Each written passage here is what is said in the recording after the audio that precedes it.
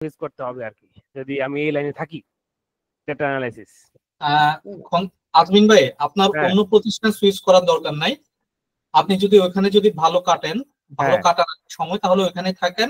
R Python and এসকিউএলটা দিয়ে আপনি freelancing এর জন্য, রাত্রিবেলা ফ্রিল্যান্সিং এর জন্য একটু ইয়ে করতে পারেন যদি আপনি চান, ঠিক আছে। আর যদি না অবশ্যই, কেন নাই। আর হ্যাঁ আর যদি না চান আপনি, তাহলে আপনি ইনকেস এই লাইনে থাকেন।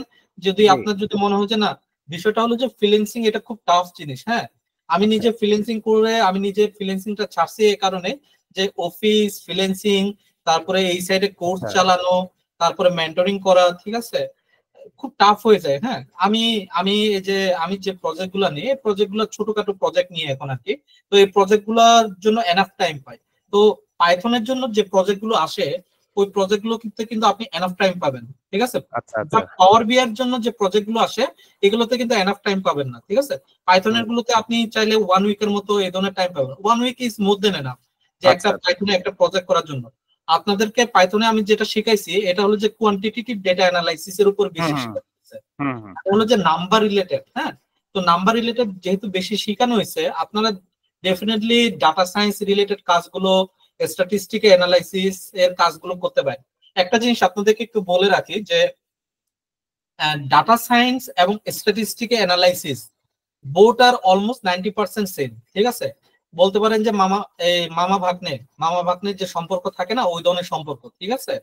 তো আপনারা চাইলে ডাটা সায়েন্সের কাজও করতে পারেন। আপনাদের হয়তো ডিপ লার্নিং এর মতো ডাটা সায়েন্সে যেতে হচ্ছে না ওইটার জন্য। মানে ডাটা সায়েন্সের বেসিক আন্ডারস্ট্যান্ডিং লেভেলের যে প্রজেক্ট গুলো আছে, এন্ট্রি লেভেলের যে প্রজেক্ট গুলো, এগুলো আপনি করতে পারেন।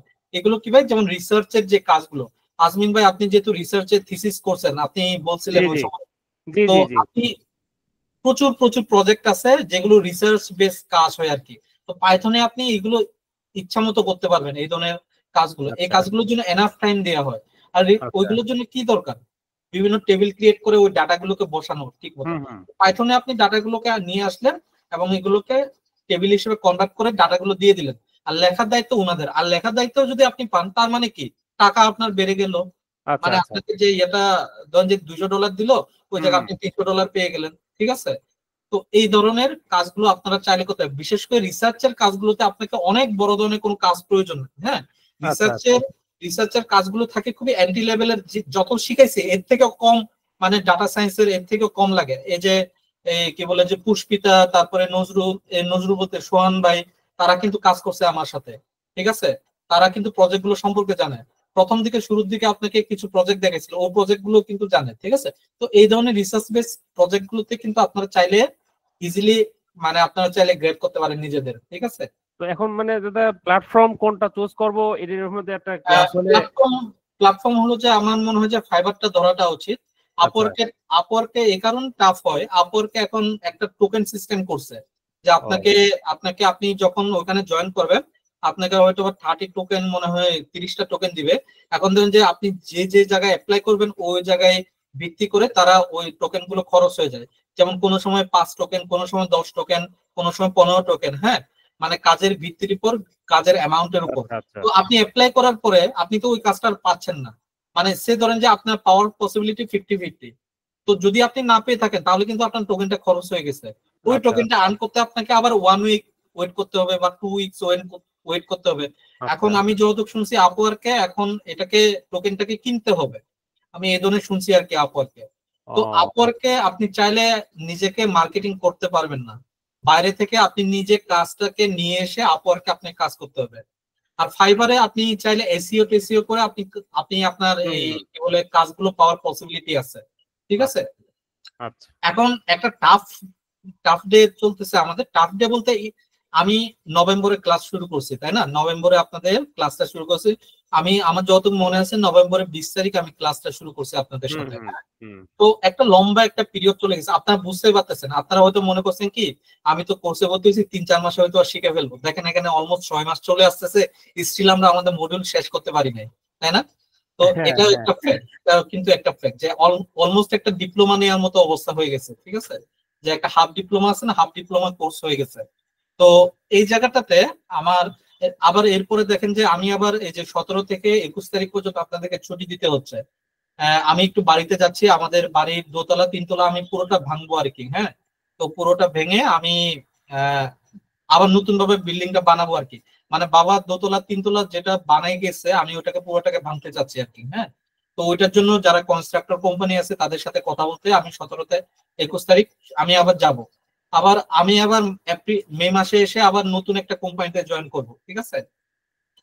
তো যার কারণে আমি একটু ব্যস্ততা তো থাকবে। তারপরে আবার দেখবেন যে ঈদের ছুটি চলে আসতেছে, মানে কোরবানি ঈদের ছুটি, এই ছুটি ওই ছুটি করে আমাদের মোটামুটি আসলে ক্লাসটা ছুটির উপরে যাবে, বুঝতে পারছেন।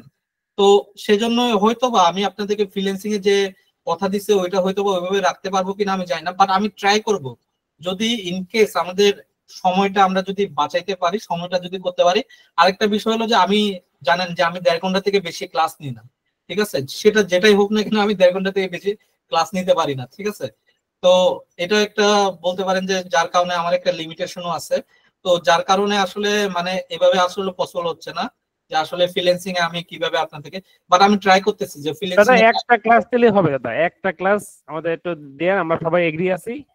একটা ক্লাস আমাদের অন্তত ফ্রিল্যান্সিং এর উপর একটা আইডিয়া দিন, ভালো হয়। আমি যে আমি কোনো ওইটা না করে আমি আপনাদেরকে একটা রিকমেন্ড করতে পারি, ঠিক আছে। আমি রিসেন্টলি নিউ এডিশন কিছু, আমি মোটামুটি সময় পেলে বই পড়ি আর কি। হ্যাঁ, তো আমি আপনাদেরকে ওইটা হয়তো বা অনলাইনে বইটা আপনারা পাবেন, যে ফাইবার সাকসেস নামে একটা বই আছে, ঠিক আছে। আপনারা ওই বইটা নিতে পারেন। আবার বান্ডেল দুটো বই পাওয়া যায়, আপওয়ার্ক সাকসেস এবং ফাইবার সাকসেস নামে দুটো একসাথে নিতে পারেন।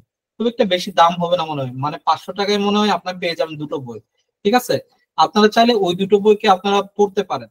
ওই দুটো বই পড়ে আপনার ট্রিক্স গুলো শিখতে পারেন যে আসলে কিভাবে মানে একটা কাজ পাওয়া যায়। হ্যাঁ, একেবারে বেসিক থেকে শুরু করে অ্যাডভান্স লেভেলের মানে কাজ পাওয়া পর্যন্ত পুরোটাকে আপনাকে হেল্প করবে ওই ধরনের বই। আমার কাছে বইটা আছে কিনা, আমার কাছে যেটা আছে এটা হলো যে আপওয়ার্ক সাকসেস। তো ওই লেখছে হলো যে মোহাম্মদ এনামুল হক। তারই আর একটা আছে ফাইবার সাকসেস নামে একটা আছে। হ্যাঁ, ফাইবার সাকসেস নামে তার মনে হয় রিসেন্ট এডিশন মনে হয় বের হয়েছে। আমি যেটা আমি যেটা পড়তেছি এটা মনে হয় 2-3টা সেশনের আগের সেশন, বাট খুব ভালো লিখছে। এবং আমি এর আগে ফাইবারে যে কাজগুলো পেতাম ওই কাজগুলো মানে ওই আমার কাছে মনে হচ্ছে যে এই বইটা অনেক ভালো। হ্যাঁ, ইমেল মার্কেটিং থেকে শুরু করে প্রত্যেকটা আপনি যে যে ডিপার্টমেন্ট নিয়ে কাজ করবেন না, প্রত্যেকটা ডিপার্টমেন্ট নিয়ে ওখানে লেখা আছে, ঠিক আছে। আপনারা চাইলে এই বইটা নিতে পারেন, এই বইটা ইয়া করতে পারেন। বাট এটা একটা ফ্যাক্ট যে আসলে আমরা বই পড়তে আমরা মানে দিন দিন আমরা বাংলাদেশিরা আমরা আসলে বই পড়ার টাইমটা পাচ্ছি না, বা মানে সময়টা ওইভাবে দিতে পারতেছি না আর কি। এটা একটা ফ্যাক্ট। তো আমি জানি না কতটুকু আপনারা এই বইটা পড়ে ইয়ে করতে পারবেন। তো বিএ প্রো আইটি আর কি, উনি বিএ প্রো আইটির মাধ্যমে উনি এটা করে আর কি। তো এখানে দেখেন যে আমি আপনাদেরকে এই ইয়েটা দিয়ে দিব, আপনারা চাইলে ওদের সাথে মানে যোগাযোগ করতে পারেন। ওদের ফেসবুক পেজ আছে, বিইএ বিএফ, এটা কি বিপ্রো ডট আইটি আর কি, বিপ্রো ডট আইটি ফেসবুকের যেটা আর কি, ওইটা ফেসবুকে ওদের পেজটা, ঠিক আছে। তো আপনারা চাইলে ওইটা নিতে পারেন। সর্বমোট ইনক্লুডিং 470 টাকা পড়ছিল আমার মনে হয়, তার মানে 500 টাকার ভিতরে। তো আপনারা চাইলে এই জিনিসটা এটা পড়তে পারেন, ঠিক আছে। তো এটা আপনারা পরে আপনার নিজেরা এটা দিয়ে ট্রাই করে থাকেন। আমি ট্রাই করবো আপনাদেরকে যদি এই ধরনের একটা দিন ওইভাবে যে সময় দেওয়া যায় আর কি। বিশেষ করে আমাকে এই মাসে মানে প্রচুর ছুটি দিতে হবে। এই যে এই ক্লাসের পরে আমি আপনাদেরকে ছুটি দিয়ে দিব এই ক্লাস, এবং আগামীকালকের ক্লাসের পরে আপনাদেরকে এই কি বলে 18-19 এই 2টা দিন ছুটি হবে আমার। হ্যাঁ, তো আশা করি আপনাদেরকে আমি আগামী মাসের 3 তারিখের ভিতরে মাইস্কুয়েলটা পার্টটা শেষ করে দিতে পারবো আর কি। হ্যাঁ, তো মাইস্কুয়েল পার্টটা আর যারা কম্পিউটার সায়েন্স এন্ড ইঞ্জিনিয়ারিং এর আছেন তারা মাইস্কুয়েল পার্টটা খুব ভালোভাবে শিখবেন, খুবই খুবই কাজে লাগবে। যারা ইভেন ডেটাবেস অ্যাডমিনিস্ট্রেটর হইতে চান, ঠিক আছে, বিজনেস অ্যানালিস্ট হতে চান, ডাটা সায়েন্টিস্ট হতে চান, ঠিক আছে, ডেটা অ্যানালিস্ট হতে চান, তাদের সবাইকে এটা কাজে লাগবে। সবাই এটা নিয়ে কাজ করতে পারেন।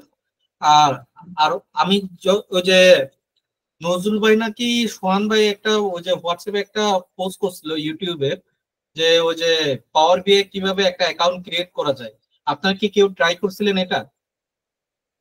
সোহান ভাই আপনি কি ট্রাই করছিলেন? সোহান ভাই মনে হয় দিছিল আমি যতদূর জানি।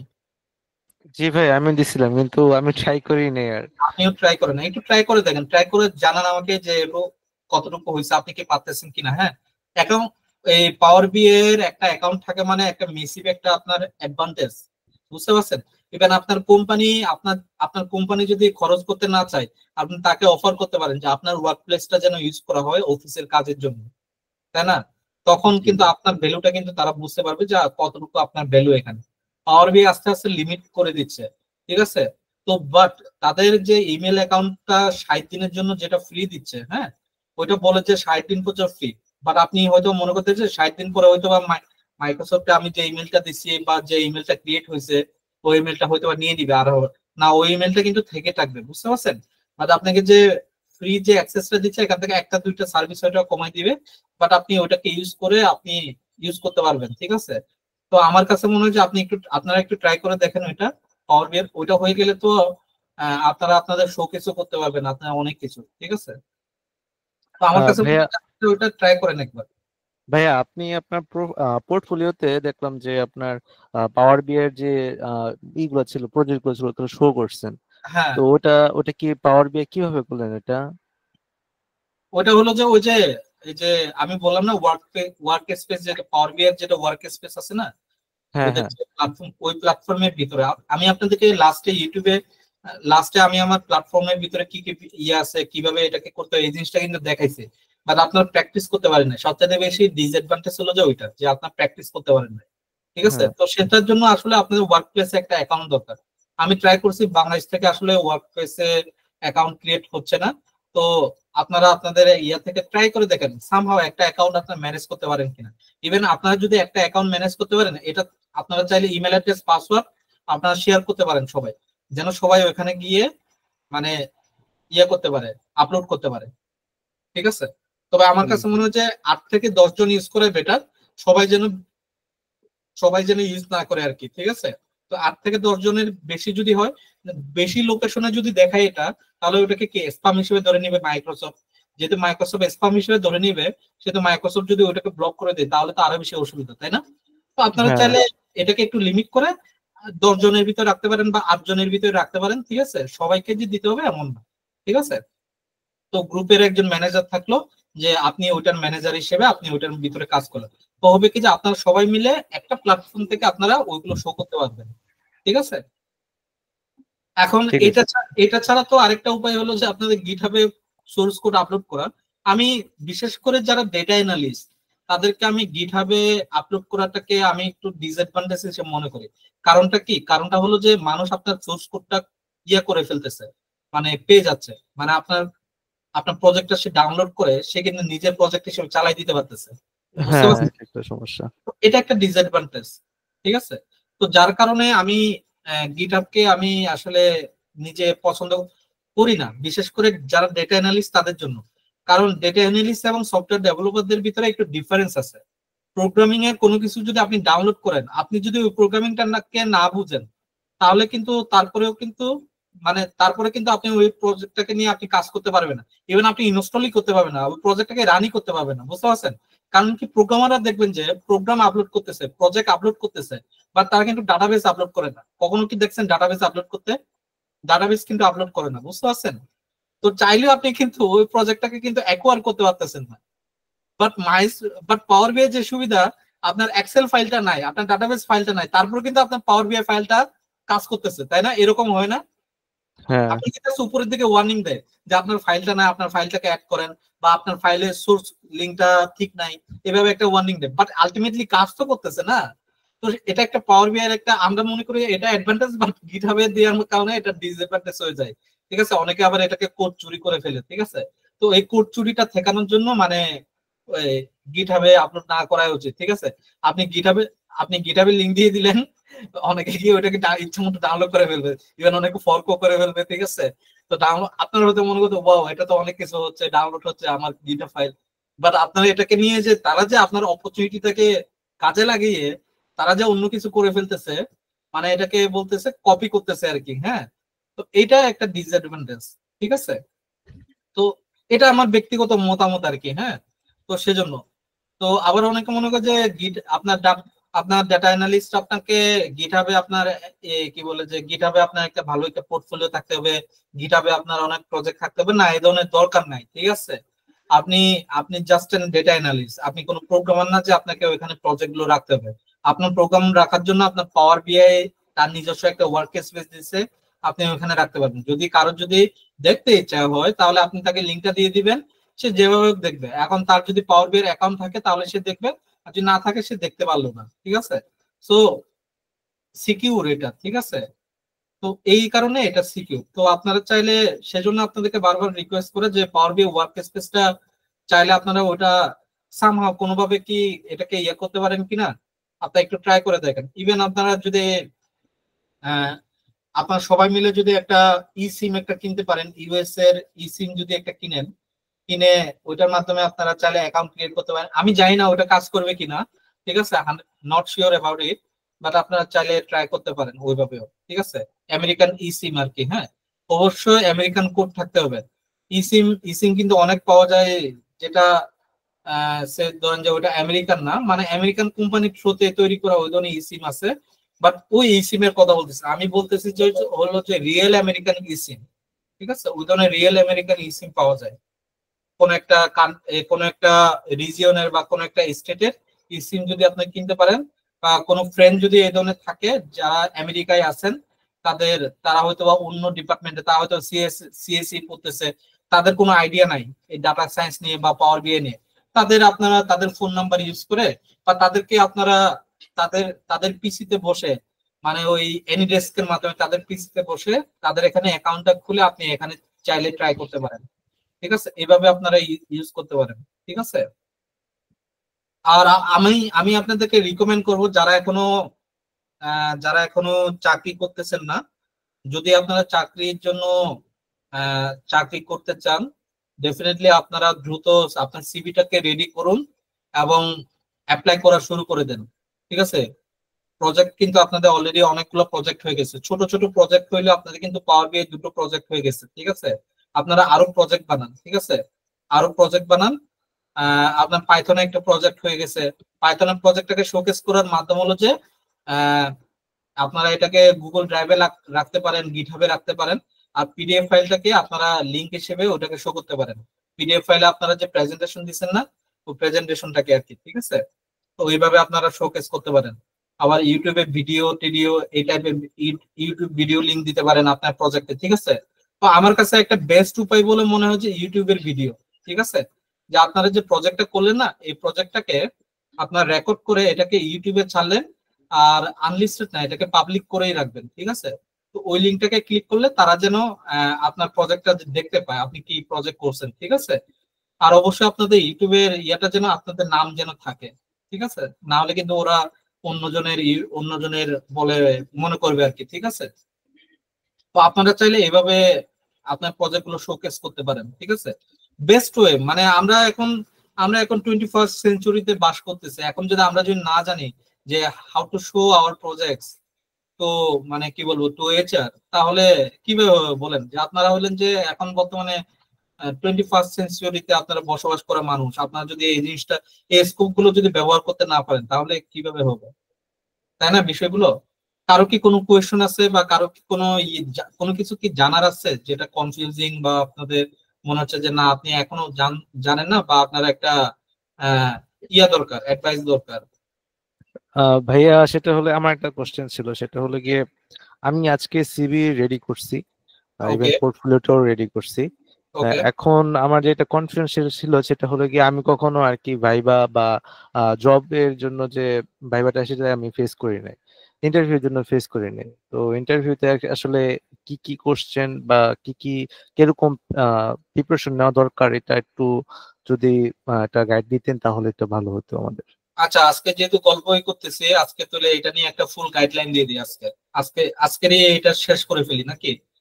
তো আমাদের মূলত যারা ডেটা অ্যানালিস্ট, বিজনেস অ্যানালিস্ট রোলে যারা জবে ঢুকে, তাদের হলো যে, বিশেষ করে আমি বিজনেস অ্যানালিস্ট পার্টটা বলি, তারপরে আমি ডেটা অ্যানালিস্ট পার্টে আসি। বিজনেস অ্যানালিস্টদের একটা রিটেন এক্সাম দিতে হয়, দেন তাদের মাল্টিপল ইন্টারভিউ নিয়ে হয়। সেটা হতে পারে 2টা, সেটা হতে পারে 3টা, সেটা হতে পারে 5টা। তো আমি নিজে যে বর্তমানে যে জবে জয়েন করব, ওইখানে আমি 5টা ইন্টারভিউ দিছি। তো একটা পজিশনে একটা রিটেন এক্সাম, 5টা ইন্টারভিউ দিছি, ঠিক আছে। তো এটা হলো যে বিজনেস অ্যানালিস্ট। আমি পরে আসতেছি কি কোয়েশন নিয়ে পরে আসতেছি। এখন ডাটা অ্যানালিস্ট পার্টে আসি। ডাটা অ্যানালিস্ট পার্টে আপনার টেকনিক্যাল ইন্টারভিউ হয়, ওভার দি ফোনে হইতে পারে। ওভার দি ফোন বলতে মানে এই গুগল মিটে বসলো, আপনাকে কোয়েশ্চেন দিল, আপনি কোয়েশ্চেনটা টাইপ করে দিলেন বা আপনি তাকে দেখালেন, আপনার মাইস্কুয়েল টুল আছে, পাওয়ার বিআই টুল আছে, এটার মাধ্যমে, ঠিক আছে? বা আপনি আপনার প্রজেক্ট গুলো শোকেস করলেন পাওয়ার বিআই এর মাধ্যমে। মানে গুগল মিটে আপনি বসলেন, পিছনে ধরেন যে সোহান ভাই সে আছে, আমি ধরেন যে ইন্টারভিউয়ার, ঠিক আছে? আমি সোহান ভাইকে বললাম যে আমাকে পাওয়ার বিআই সবচেয়ে বেশি টাফেস্ট প্রজেক্ট দেখান যেটা আপনি করছেন। এখন আপনি এটা শোকেস করতে পারবেন না, আপনি এটা শোকেস করে দিলেন, তাই না? ঠিক এইভাবে এটাকে বলা হয় টেকনিক্যাল ইন্টারভিউ। ডাটা অ্যানালিস্টদের অফেনলি তাদেরকে প্রায় সময় এই ধরনের টেকনিক্যাল ইন্টারভিউ ফেস করতে হয়। তো এই টেকনিক্যাল ইন্টারভিউটা কখন ফেস করা হয়? সেকেন্ড টাইমে।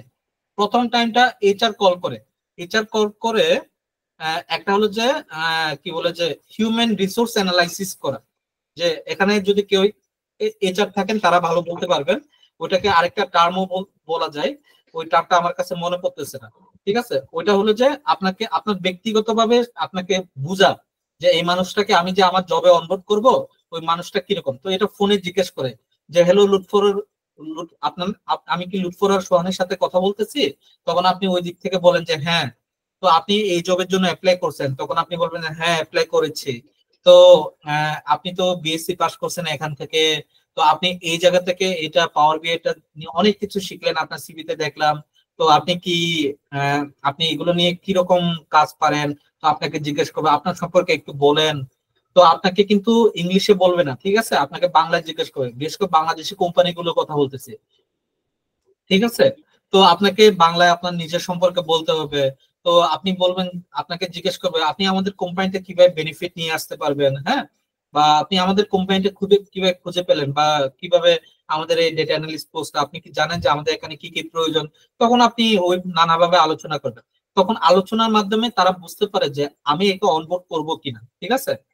তো এটাকে বলা হয় ইনিশিয়াল ইন্টারভিউ বলা হয় এটাকে, ঠিক আছে? নামটা মনে হয় শুনছেন আপনার, ইনিশিয়াল ইন্টারভিউ নামটা। এটা হলো হচ্ছে প্রথম স্টেজ, ঠিক আছে? এটা ওভার দি ফোন, মানে ফোন কলে আপনাকে ইন্টারভিউ নিচ্ছে সে, ঠিক আছে? বাট আপনাকে জানতে দিবে না, আপনাকে যে তারা ইন্টারভিউ নিচ্ছে এটা আপনাকে জানতে দিবে না, ঠিক আছে? তো এটা একটা হলো যে ইন্টারভিউ পার্ট। দেন আপনাকে বললো যে আপনাকে যদি সবকিছু ঠিকঠাক থাকে তাহলে আপনাকে বলবে যে আমি যদি আপনাকে একটা ইমেল করি, আপনার 2 দিন পরে কি আপনি একটা ইন্টারভিউ দিতে পারবেন? আপনাকে একটা টেকনিক্যাল ইন্টারভিউ নেওয়া হবে। তখন আপনি বলবেন হ্যাঁ হ্যাঁ আমি নিতে পারবো। তো ওই সেকেন্ড পার্টটা হলো যে টেকনিক্যাল ইন্টারভিউ। এখন টেকনিক্যাল ইন্টারভিউর ভিতরে ভাগ আছে, যেহেতু ডেটা অ্যানালাইসিস, তাই না?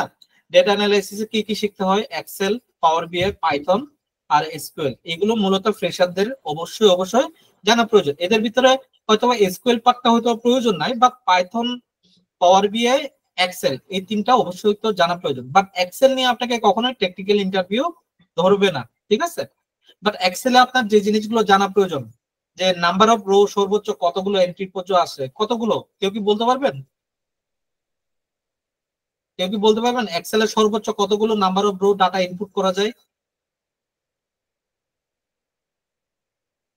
আমি যতদূর জানি 10,000 নাকি 10,000 বলতেছে, এটা আমি নিজেও ভুলে গেছি। 10,000 আমি যতদূর জানি 10,000 নাকি 15,000, ঠিক আছে? মানে একটা শীটে 10,000 একটা শিটে। তো ওই জিনিস, ওই ছোটখাটো ওই বেসিক গুলো তো আপনার অ্যাটলিস্ট জানা উচিত না? আপনি এজ এ ডেটা অ্যানালিস্ট আপনি জানেনই না, তাহলে কিভাবে হবে? বিষয়টা বুঝতে পারছেন? তো এক্সেলের এই বেসিক জিনিসগুলো জেনে গেলেন। তো আপনাকে টেকনিক্যাল ইন্টারভিউতে জিজ্ঞেস করবে যে পাওয়ার বিআই সম্পর্কে আপনি সবচেয়ে বেশি স্কিলফুল কোনটা, আপনি আপনি নিজের সম্পর্কে একটু বলেন। তো আপনি নিজের সম্পর্কে 90 সেকেন্ডের ভিতরে বলবেন অবশ্যই, ঠিক আছে? আমি আপনাদেরকে বলছিলাম কিনা জানি না যে 90 সেকেন্ডের ভিতরে কিভাবে বলবেন নিজেকে।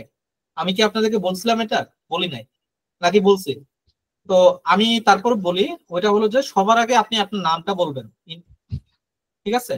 নামটা বলার পর আপনি কোন ইউনিভার্সিটির লাস্ট বা আপনি রানিং কোথায় আপনি পড়তেছেন এটা আপনি বলবেন ওইখানে, ঠিক আছে?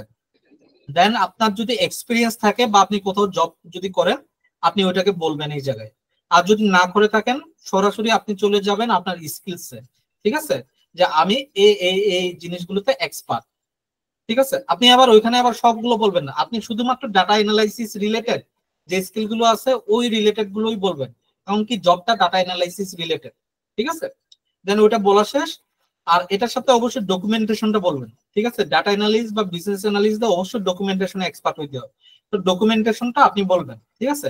তো ওটাকে আপনি আরেকটু আলাদাভাবে বলতে পারেন যে my another advantage skill is the documentation, report and documentation writing. এটা আলাদাভাবে একটু সেপারেটলি বলতে পারেন।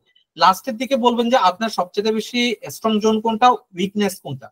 ঠিক আছে, স্ট্রং জোন বলতে কোনটা, যে আপনি পাওয়ার বিআই ভালো পারেন, my biggest strong skill is power বিআই। আপনি সিম্পলি একটা স্কিল বলবেন, দুটা তিনটা স্কিল বলবেন না, যেন আপনাকে এটা কি সাইকোলজিক্যালি আপনি তাকে বলতেছেন যে আমাকে পাওয়ার বিআইতে কোয়েশ্চন করেন, বুঝতে পারছেন? সেজন্য আপনাকে এইটা বলা, যে সাইকোলজিক্যালি তাকে আপনি বলতেছেন যে আমি পাওয়ার বিআই স্ট্রং, আমাকে পাওয়ার বিআইতে কোয়েশ্চন করবে, বুঝতে পারছেন বিষয়টা?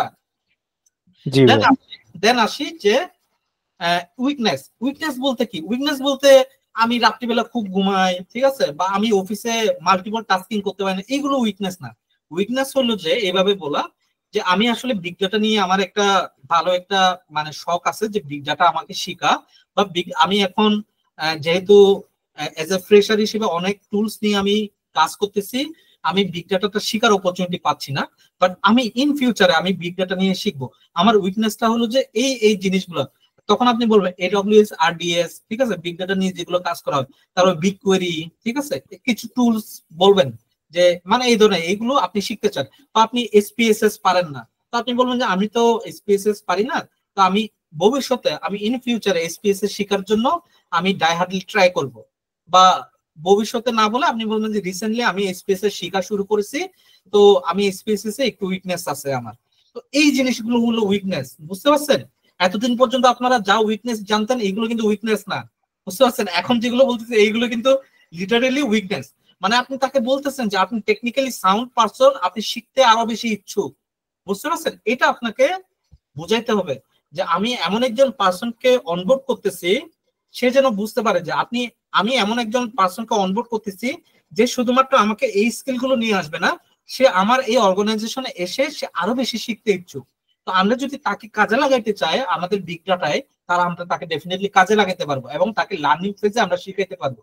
দিস ইজ হোয়াট অ্যাডভান্টেজ তারা চায়, বুঝতে পারছেন বিষয়টা? আপনার ইন্ট্রোডিউস ইয়োরসেলফ মানে জাস্ট আপনাকে ইন্ট্রোডিউস করা না, ইন্ট্রোডিউস ইয়োরসেলফ দিয়ে আপনি তাকে বুঝাইতে পারবেন যে আপনি কোন ধরনের একজন মানুষ। ঠিক আছে, ক্লিয়ার বিষয়টা? এখন থেকে কি ক্লিয়ার? আপনারা ইন্ট্রোডিউস এটা সম্পর্কে পারবেন তো? 90 সেকেন্ডে এটা বোঝানো খুব কঠিন বিষয় না, তবে একটু প্র্যাকটিস করতে হবে আপনাদেরকে, বুঝতে পারছেন বিষয়টা? আর এই জিনিসটা লাস্টের দিকে আরো একটা সেন্টেন্স আপনারা যোগ করে দিবেন যে আমি কোন ধরনের মানুষ, বুঝতে পারছেন? যে এই জিনিসটা আপনি ড্রাই হাত ট্রাই করেন, এই ধরনের একজন পার্সোনাল আপনি, ঠিক আছে? তো ছোট্ট একটা নিজের সম্পর্কে একটা ছোট্ট একটা সেন্টেন্স খুব শর্টে আপনি এটাকে বুঝাবেন, বুঝতে পারছেন? তো এই জিনিসটার মাধ্যমে আপনি 90 সেকেন্ডের ভিতরে আপনি নিজেকে ইন্ট্রোডিউস করবেন, ঠিক আছে? তো এটা বাংলায় হতে পারে, এটা ইংলিশে হতে পারে। আমি কোথায় আছি? সেকেন্ড টেকনিক্যাল ইন্টারভিউতে। দেন টেকনিক্যাল ইন্টারভিউতে কি কোয়েশ্চন করা হয়? পাওয়ার বিআই নিয়ে যদি জিজ্ঞেস করে তাহলে পাওয়ার বিআই আপনাকে কি, আমি যা যা শিখাইছি ওইগুলোর বেসিকই ধরবে। আপনার কয়টা ভিউ আছে পাওয়ার বিআই বলেন তো দেখি? আমি তো আপনাদেরকে পাওয়ার বিআই শেখালাম না, এখন যদি বলতে না পারেন তাহলে কিভাবে হবে? পাওয়ার বিআই 4টা ভিউ নাকি? 4টা ভিউ আছে, তাই না? কি কি ভিউ এগুলো জিজ্ঞেস করবে, তো আপনাকে এই জিনিসগুলো বলতে হবে। তাও আপনাকে বলবে আপনি কি পাওয়ার বিআই কাজ করছেন, এমনি আপনার কি কোনো প্রজেক্ট আছে? তো বলবেন যে হ্যাঁ আমার প্রজেক্ট আছে। কয়টা প্রজেক্ট আছে? ঠিক আছে, আপনি বলবেন আমি তো অনেকগুলো প্রজেক্ট করছি। তাহলে উনি বলবেন যে সবচেয়ে টাফ প্রজেক্ট কোনটাতে গেছে বা কি ধরনের প্রজেক্ট নিয়ে কাজ করছেন। তখন আপনি টাফ প্রজেক্ট গুলো সম্পর্কে বললেন, ঠিক আছে? তো আপনাকে জিজ্ঞেস করবে যে আপনি কি বিগ ডাটা নিয়ে কাজ করছেন?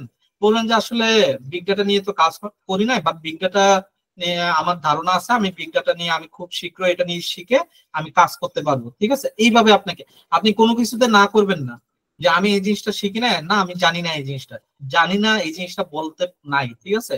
বলবেন কি আমি এই জিনিসটা শিখবো, আমি এই জিনিসটা সম্পর্কে আমি এখন লার্নিং ফেজে আছি, আমি এই জিনিসটা শিখতেছি, আমি খুব দ্রুত এটা শিখে ফেলতে পারবো। এটা আপনারা এইভাবে বুঝাবেন, ঠিক আছে? তো আপনাকে জিজ্ঞেস করবে যে এই RLS কি, row level security. Row level security তো আপনাদেরকে শিখাইছি না?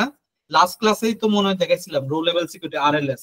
তো রো লেভেল সিকিউরিটি নিয়ে জিজ্ঞেস করবে আপনার সবচেয়ে বেশি টাফেস্ট যে প্রজেক্টটা, ওই প্রজেক্টে কয়টা টেবিল ছিল, ঠিক আছে? এই জিনিসটা বলতে হবে, 22টা টেবিল, 24টা টেবিল, এই ধরনের আপনাকে বলতে হবে, ঠিক আছে? তো টেবিলের উপর নির্ভর করে তারা বুঝতে পারে যে আপনি কতটা টাফেস্ট কাজ করছেন, ঠিক আছে? তো এইগুলো পাওয়ার বিআই। আর পাইথনে আপনাকে, পাইথনের যদি কোনো কিছু থাকে আপনাকে টেকনিক্যাল ইন্টারভিউ নেওয়া হয় না, আপনাকে প্রজেক্ট করতে দেওয়া হয়। ঠিক আছে, যে আপনি প্রজেক্ট, আপনাকে একটা মেল দিবে, ওই মেইলে এক্সেল ফাইল দিবে, আপনাকে বিভিন্ন ধরনের কোয়েশ্চেন থাকবে, ওই কোয়েশ্চেন অনুযায়ী আপনাকে প্রজেক্ট করতে দিবে। ইভেন পাওয়ার বিআই সেম হয়, মানে কেউ যদি টেকনিক্যাল ইন্টারভিউ না নিতে চায় কোনো কোম্পানি, তাহলে আপনাকে একটা প্রজেক্ট দিলে, ঠিক আছে, ইনিশিয়াল ইন্টারভিউ পরে আপনাকে একটা প্রজেক্ট দেওয়া হবে, ওই প্রজেক্টের মাধ্যমে আপনাকে কি এই জিনিসগুলো জানানো। দেন আপনি যদি কোয়ালিফাইড হন তাহলে আপনাকে থার্ড ফেজ ইন্টারভিউতে ডাকবে, ওইখানে আপনার সাথে স্যালারি নেগোসিয়েশন হবে। ঠিক আছে, দেন ফোর্থ ইন্টারভিউতে গিয়ে আপনার ডিরেক্টলি যারা বস আছে বসের সাথে মানে বসের সাথে আপনার বসবেন। ঠিক আছে, বসও সেম ভাবে অলমোস্ট স্যালারি নেগোসিয়েশনের জন্য আসবে, এবং আপনি কোন ধরনের পার্সন, আপনাকে অনবোর্ড করা যায় কিনা এই জিনিসগুলো নিয়ে ওইখানে কোয়েশ্চেন করা হবে। ঠিক আছে, আর ওইখানে টেকনিক্যাল এক্সপার্ট পার্সন একজন থাকবে, সেও আপনাকে নানা ধরনের কোয়েশ্চেন করবে এবং ওই ইন্টারভিউ গুলো শেষ করতে হবে। তো আপনাকে কনফিডেন্ট থাকতে হবে, খুব কনফিডেন্ট থাকতে হবে। ঠিক আছে, তো এটা গেল ডাটা অ্যানালাইসিস। আর বিজনেস অ্যানালাইসিসে কি হয়, আপনাকে একটা কেস স্টাডি দিবে। আমি আপনাদেরকে পাওয়ার বিএ এই পাইথনে কেস স্টাডি দিচ্ছি না, ওইখানে কি আপনাদেরকে একটা একেবারে প্র্যাকটিক্যাল একটা কাজ করতে দিছি। তো আপনাকে ওই ধরনের প্র্যাকটিক্যাল কাজ করতে দিবে না, আপনার ওইখানে অবজেক্টিভ থাকবে যে একটা নতুন স্টার্টআপ কোম্পানি তারা এই জিনিসটা করতে চায়, এটার জন্য বিগেস্ট অপরচুনিটি কোনটা, শর্ট অ্যানালাইসিস করা, এই ধরনের অ্যানালাইসিস গুলো আপনাকে করতে হবে। আধা ঘন্টা বা 1 ঘন্টার ভিতরে আপনাকে ওই রিটেন এক্সামটা দিতে হবে আর কি। ঠিক আছে, তো ওইখানে আপনাকে শর্ট অ্যানালাইসিস করতে হবে যে এটা অপরচুনিটি কি, ঠিক আছে, এটা উইকনেস কি, ঠিক আছে, এটা ফিউচারে এটা কতটুকু কাজে দিবে। এখন এই যদি বিজনেস এক্সপান্ড করতে চায় তাহলে কি কি ইয়া করতে হবে। আপনারা এগুলো কোনো মানে বুকিশ কোনো বই দিয়ে আপনারা এই জিনিসগুলো করতে পারবেন না। ঠিক আছে, এই জিনিসগুলো আপনার নিজেরা রিয়েল লাইফে যা যা শিখে আসছে এই জিনিসগুলো আপনাদেরকে ওইখানে লিখতে হবে, এবং লেখায় আপনাদেরকে অবশ্যই ফ্লুয়েন্ট হইতে হবে ইংলিশ লেখায়।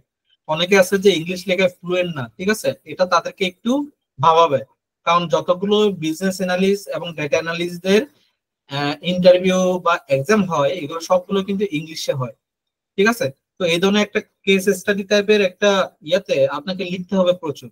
আবার আরেকটা জিনিস যে অনেকে মনে করে কি যে আপনাকে ওইখানে 5টা কোয়েশ্চন দিয়ে আছে, আপনাকে 5টা কোয়েশ্চন 5টাই আনসার করতে হবে, এরকম না। আপনি আনসার করতে যাবেন, আপনার যদি 3টা কোয়েশ্চনের আনসার দিয়ে দেন কোনো অসুবিধা নাই, ওই 3টা কোয়েশ্চনের আনসার যদি ভ্যালিড ভাবে আপনি যদি লিখতে পারেন না, ওই 3টা কোয়েশ্চনের জন্য আপনাকে ডাকবে। 5টা কোয়েশ্চনে 5টা আনসার করছেন বলে আপনাকে দিবে এই ধরনের না। ওইখানে অ্যাকচুয়ালি আপনাকে যে রিটেন এক্সামটা নেওয়া হচ্ছে, ওই রিটেন এক্সামটা কিন্তু এমন না যে আপনাকে নাম্বার দেওয়ার জন্য না, বুঝতে পারছেন, ওইটা হলো যে আপনি কি লিখছেন ওইটা পড়ার জন্য, বুঝতে পারছেন। তো ওইটার ভিতরে আপনাকে অ্যানালাইসিস করে তারা বুঝতে পারবে যে আপনি কোন ধরনের মানুষ, আপনি কতটুকু আপনি ওই জবের জন্য আপনি কতটুকু মানে প্রয়োজন, বা ওই জবটাকে কতটুকু আপনি হ্যান্ডেল করতে পারবেন, ওইটা ওই নেচারের উপর ভিত্তি করে, ওই কোশ্চেন আনসারের উপর ভিত্তি করে আপনার সম্পর্কে তারা জেনে যাবে, তখনই আপনাকে তারা নিবে।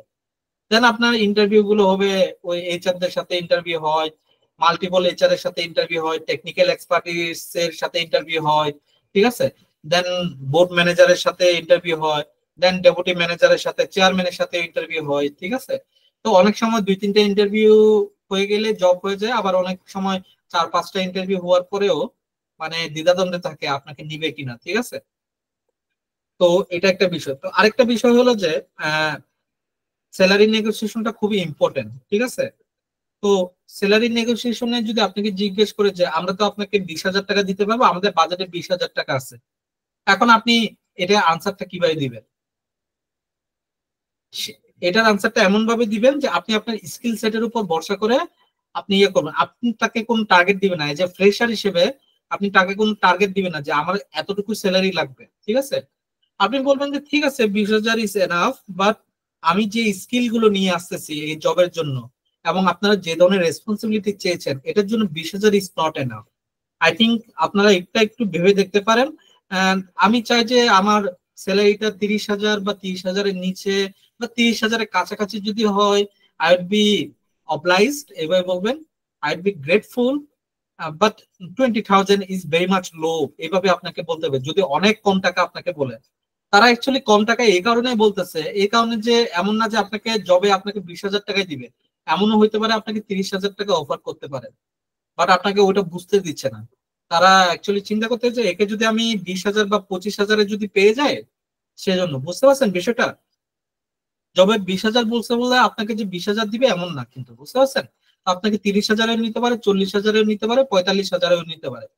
আরেকটা জিনিস, যারা ফ্রেশার হিসেবে ঢুকতেছেন তারা আবার মনে করেন না যে আমি তো জবে 30,000 টাকায় ঢুকলাম, কিছুদিন পরে তো একজন ফ্রেশার হিসেবে ঢুকলো, তাকে 45,000 টাকা স্যালারি দিল, সেম পজিশন সেম রেসপন্সিবিলিটি, সে তো আমার থেকে জুনিয়র, সে 45,000 পাচ্ছে, আমি এখন এইচআর এর সাথে যুদ্ধ করি, এইচআর এর কাছে গিয়ে ঝগড়া করি।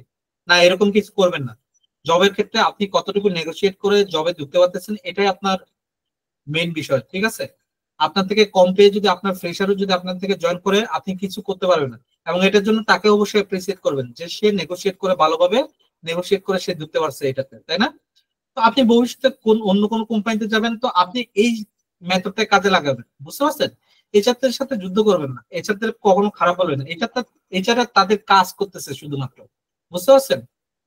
ক্লিয়ার বিষয়টা? আর কারো কি কোনো কোয়েশ্চেন আছে?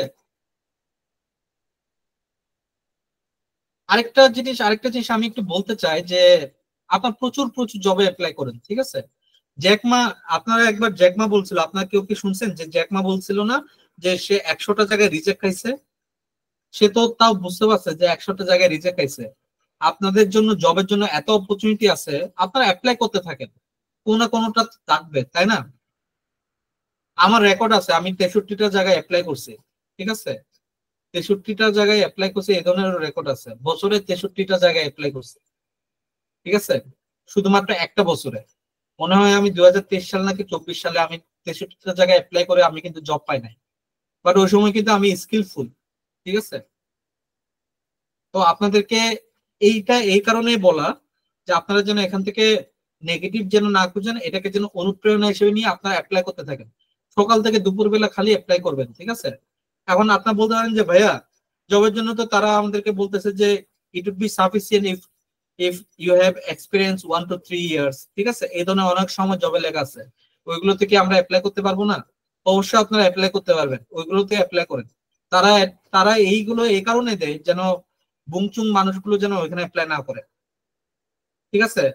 একজন ওই যে আমাদের একজন ভাই আছে যে হলো যে ডেভ স্কিল চালায়, ডেভ স্কিলের ফাউন্ডার, সে একবার লিখতেছিল যে প্রোগ্রামিং এর মতো ইয়াতেও যে retired lieutenant, retired army officer, তারাও অ্যাপ্লাই করে, ঠিক আছে? বাট প্রোগ্রামিং বলতে কি এটা তারা জানে না, তারা মনে করি কি প্রোগ্রাম অফিসার, ঠিক আছে? প্রোগ্রাম অফিসার এবং প্রোগ্রামারদের ভিতরে তো অনেক পার্থক্য, তাই না? তো এই বিষয়গুলো বলতেছে যে এই বিষয়গুলো থেকে যেন আলাদা করা হয়, সেজন্যই আসলে তারা এই এক্সপিরিয়েন্স গুলো দেয়, যেন অ্যাটলিস্ট যারা একদম জানে না তারা যেন একটু মানে বিরত থাকে, ঠিক আছে? তো আপনারা অ্যাপ্লাই করতে থাকেন, ঠিক আছে? আপনারা অ্যাপ্লাই করার মতো ইয়াতে চলে আসছেন, মানে লেভেলে চলে আসছেন। কারো কি কোনো কোয়েশন আছে?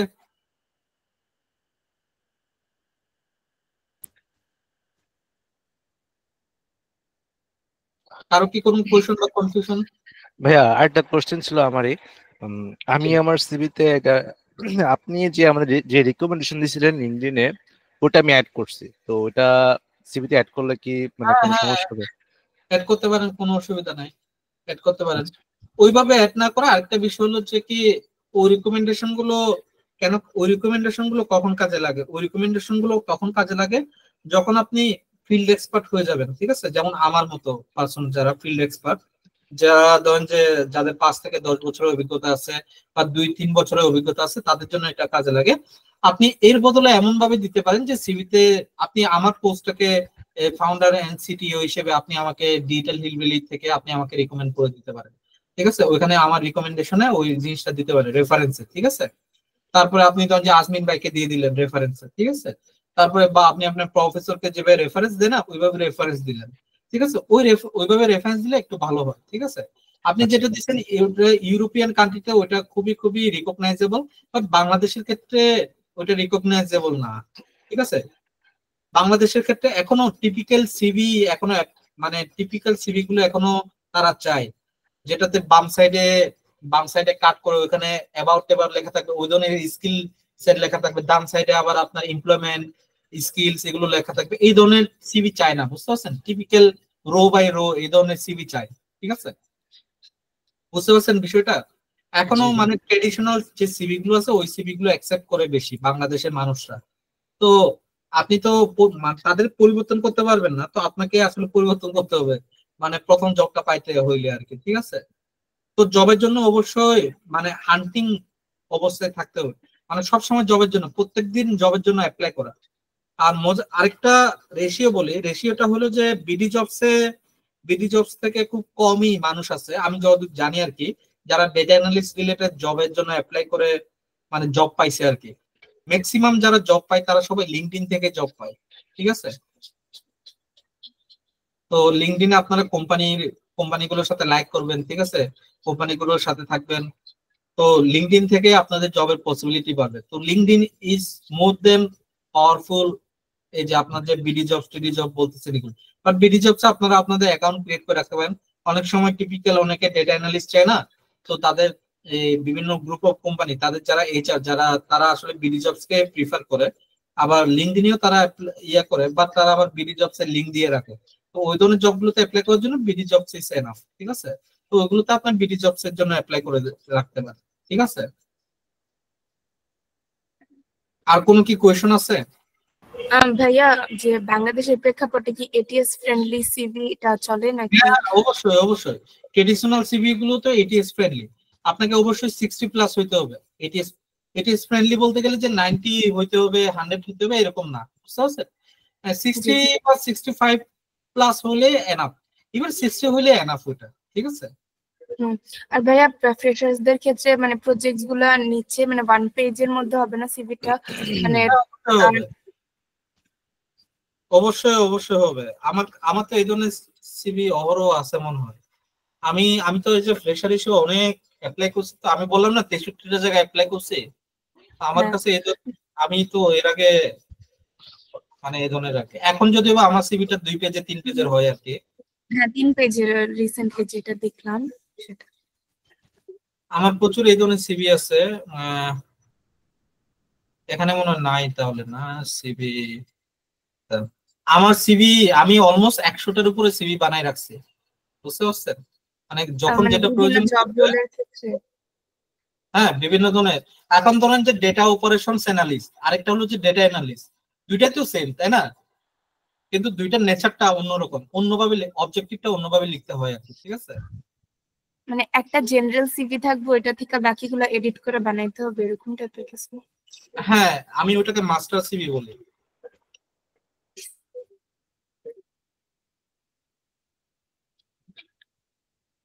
এটা দেখছেন আমার সিভির অভাব নাই। এটা হলো যে একদম শুরুর দিকে সিভি, এটা বিডি জবস থেকে দেখে বানানো।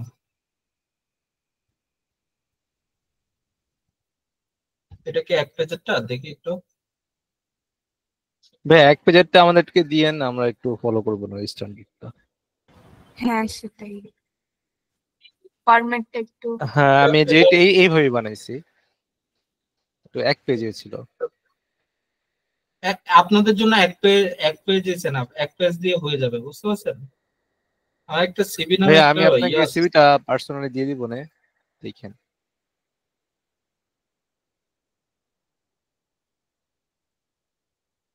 মানে এত সিভি বানাইছি আমি নিজেও, মানে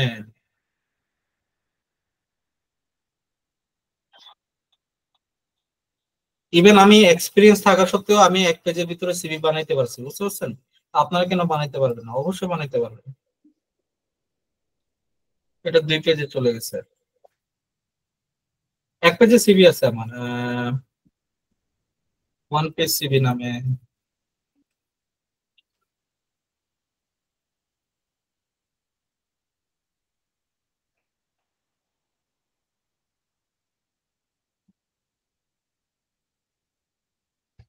এগুলো শুরুর দিকে আমার বানানো, ঠিক আছে? 1 পেজের সিভি। এই যে দেখছেন এখানে 1 পেজে হয়ে গেছে না এটা, ঠিক আছে? এটা শুরুর দিকে সিভি আমার। আমার কিন্তু এখানে এক্সপিরিয়েন্স ছিল, তারপরে পরবর্তীতে এই সিভিটাকে কনভার্ট করে মনে হয় এই সিভিটা বানাইছি। এই যে এটা 1 পেজের সিভি। এই ধরনের সিভি বানাবেন, ট্রেডিশনাল সিভি, ঠিক আছে? আপনাদের জন্য কি এক পেজ হবে না? এই যে ইউআরএল, এটা একটা প্রজেক্ট। আপনাদের যদি কম প্রজেক্ট থাকে আপনারা এখানে ডেসক্রিপশন লিখবেন, ঠিক আছে, ছোট করে 2 লাইন ডেসক্রিপশন দিবেন আর ইউআরএল দিবেন। ইউআরএল কি, ওই যে যেহেতু পাওয়ার বিআই প্রজেক্ট, আপনাদেরকে যে ডাটা অ্যানালাইসিস যে এক্সেল এর প্রজেক্ট দেখাইতে হবে, পাইথনের প্রজেক্ট দেখাইতে হবে এরকম না, বুঝতে পারছেন? আপনারা যদি সবগুলো পাওয়ার বিআই প্রজেক্ট দেখেন কোনো অসুবিধা নাই, বুঝতে পারছেন? জাস্ট প্রজেক্ট হিসেবে রাখবেন আর কি। আপনার কি প্রজেক্ট মানে কি, আপনার অনেকগুলো প্রজেক্ট আছে, এর ভিতরে টপ প্রজেক্ট গুলো, এমন না যে সব প্রজেক্ট গুলো, বুঝতে পারছেন বিষয়টা? তো এখানে আপনি লিঙ্কটা ইউটিউবের ভিডিও লিঙ্ক দিয়ে দিলেন, ঠিক আছে। তো ট্রেডিশনাল সিভি গুলো এরকম, এখানে আবার আপনার ছবি নাই, ঠিক আছে। আবার অনেকে আবার ছবি দেয়, ছবি দেওয়ার দরকার নাই, ঠিক আছে। তো যদি কোনো কোম্পানি যদি তাদের জব পোস্টে যদি মেনশন করে যে সি উইথ পিকচার, তখন আলাদাভাবে একটা ছবি সহ একটা বানাবেন, ঠিক আছে। তো বুঝতে পারছেন বিষয়টা? তো এই যে এইভাবে বানাইতে পারেন, ঠিক আছে। জি ভাই। এই ফরম্যাটটা আমাদের একটু দিয়ে দিন। ফরম্যাটটা তো কই আছে? এটা তো ডক ফাইলটা কি আছে? ডক ফাইলটা তো নাই মনে হয়। আমি এগুলো অনেক আগে বানানো, তো আসলে ডক ফাইল গুলো আছে কিনা। হ্যাঁ, এই যে এটা হ্যাঁ, এটা দেখতে পারেন। এটা তো রিসার্চ অ্যানালিস্ট পোস্টের জন্য। এই যে যারা যারা ধরেন যে ইকোনমিক্স ব্যাকগ্রাউন্ডের, যারা ধরেন যে ম্যাথমেটিক্স ব্যাকগ্রাউন্ডের, হ্যাঁ, বা যারা ধরেন যে অন্য ব্যাকগ্রাউন্ডের, সিএসসি এবং বিবিএ ডিপার্টমেন্ট ছাড়া আর কি, তারা চাইলে এই রিসার্চ অ্যানালিস্টে যে এখানে ছোট করে এই জিনিসগুলো আর কি লিখতে পারেন। এই যে দাঁড়ান, এটা ডাউনলোড করে রাখি। এগুলো অনেক আগে ইয়ে করা আর কি, আপনার নিজেদের মতো করে ইয়ে করবেন। অনেক আগে বলতে গেলে তো অনেক আগে না, এটা যেমন এটা মেবি 2022 সাল বা 23 সালের হবে আর কি।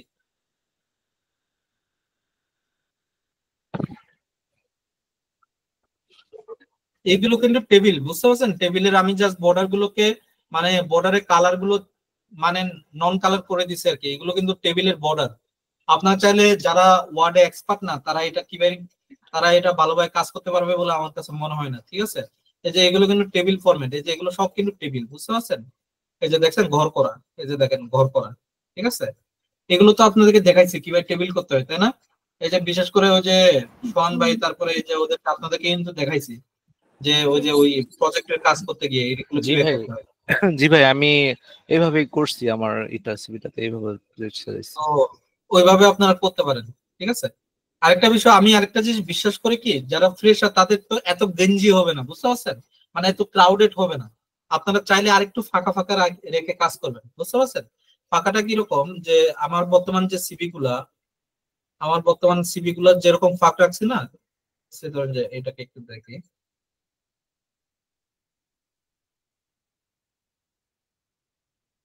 এই যে এখানে যেরকম ফাঁক রাখছি না একটু, আপনার চাইলে এই ধরনের ফাঁকা রাখতে পারেন একটু, মানে একটু ফাঁকা রাখলেন, মানে বেশি যেন ক্রাউডেড যেন মনে না হয়, বুঝতে পারছেন? যেহেতু আপনার ফ্রেশার, আপনারা ডেফিনেটলি এটা করতে পারবেন, ঠিক আছে। তো আমি দেখলাম যে আমি যাই করি না কেন আমারটা অতিরিক্ত ক্রাউডেড বলে মনে হয়, সেজন্য আমি ইয়ার চেঞ্জ করে ফেলছি।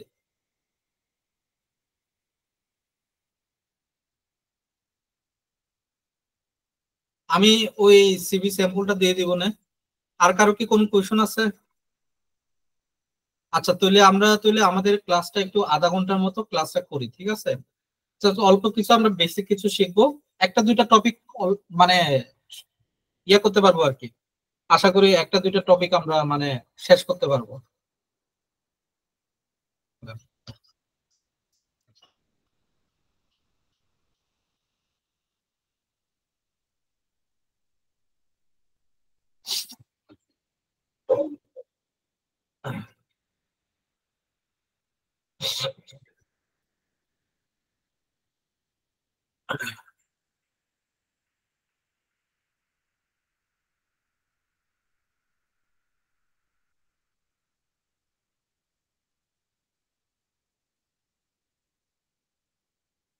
লাস্ট ক্লাসে আমরা কি করছি, আমরা যতগুলো টেবিল আছে সবগুলো টেবিলে ডাটা এন্ট্রি করছি, ঠিক আছে। আপনারা চাইলে এই ডাটা এন্ট্রি গুলো এই আমি যেভাবে করছি ইয়ার মাধ্যমে, এই কি বলে যে আহ, এই কি বলে যে মানে ওই ইয়ে এর হেল্প নিয়ে আর কি, চ্যাট জিপিটির মাধ্যমে তো করছিলাম তাই না?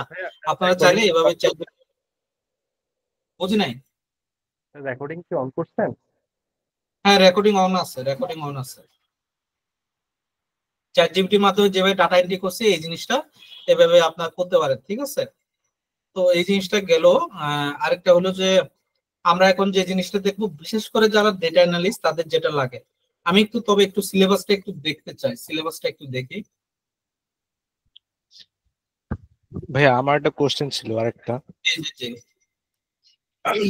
ভাই ইদানিং লিঙ্কডইনে অনেকগুলো পোস্ট দেখতেছি যেগুলো হলো ধরেন ডাটা ভিজুয়ালাইজেশনের উপর ওপেনের এপিআই দিয়ে আপনার একটা যে ফিক্সড একটা ডাটা সেটের উপর, যেমন কমন ডাটা সেট যেগুলো বলতে গেলে যেমন ধরেন ফেসবুকে অ্যাডস এর ডাটা সেট, তারপর এসকিউএল এর কিছু কমন ডাটা সেট আছে, একই স্ট্রাকচারের যে ডাটা সেট গুলো ওগুলোর উপর ফলো করে আপনার একটা এজেন্ট তৈরি করে দিতেছে। তো ওই আমরা তো ওপেন এর মানে চ্যাট জিপিটির হেল্প নিচ্ছি এক হিসেবে। তো সেই ক্ষেত্রে যদি আমি ওপেন এর এপিআই ইন্টিগ্রেশনের মাধ্যমে যদি ডাটা ভিজুয়ালাইজেশনটা করে দিতে পারি, তাহলে এটার ডিমান্ডটা কিরকম হবে?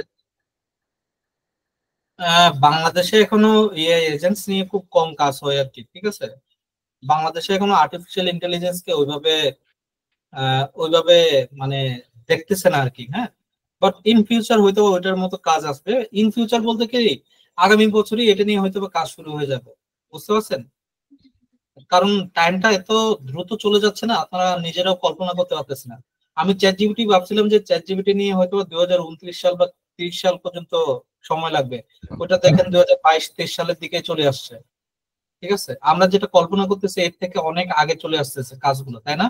তো আমার মনে হয় এটা নিয়ে এই বছর তো ওই ধরনের খুব একটা বেশি মানে দেখি না। এই এজেন্স নিয়ে এই বছর খুব কাজ হয়েছে, বাট বাংলাদেশের প্রেক্ষাপটে কাজ হয় না। আমি ইন্ডিয়ান অনেকগুলোতে কাজ করছি আর কি এই এজেন্স নিয়ে, ঠিক আছে? বাট ওইগুলো দেখেন যে ওইগুলো নিয়ে বাংলাদেশে কেন কাজ হচ্ছে না, ওইটার এক নাম্বার কারণটা হলো যে প্রিমিয়াম সার্ভিস, তাই না? আমি কিন্তু ফ্রি সার্ভিস দিয়ে কিন্তু এআই এজেন্টস বানাইতে পারতেছি না, এটা একটা সেটব্যাক, ঠিক আছে? তো হয়তোবা আগামী বছর হয়তোবা এটা নিয়ে কাজ হবে, বুঝতে পারছে? বাংলাদেশের মানুষরা সবসময় ফ্রি ভার্সনটা খাইতে চায়, ঠিক আছে? আপনি যে ওই যে চ্যাট জিপিটির যে এপিআই আছে, তারপরে আরেকটা যে এই গুগলের যেটা আছে, গুগলের ওইটার যে এগুলো তো আপনাদেরকে কিনতে হয় নাকি? আপনার তো ফ্রি ফ্রি ইউজ করতে পারেন না নাকি? ফ্রি ইউজ করতে পারেন নাকি কিনতে হয় এগুলো?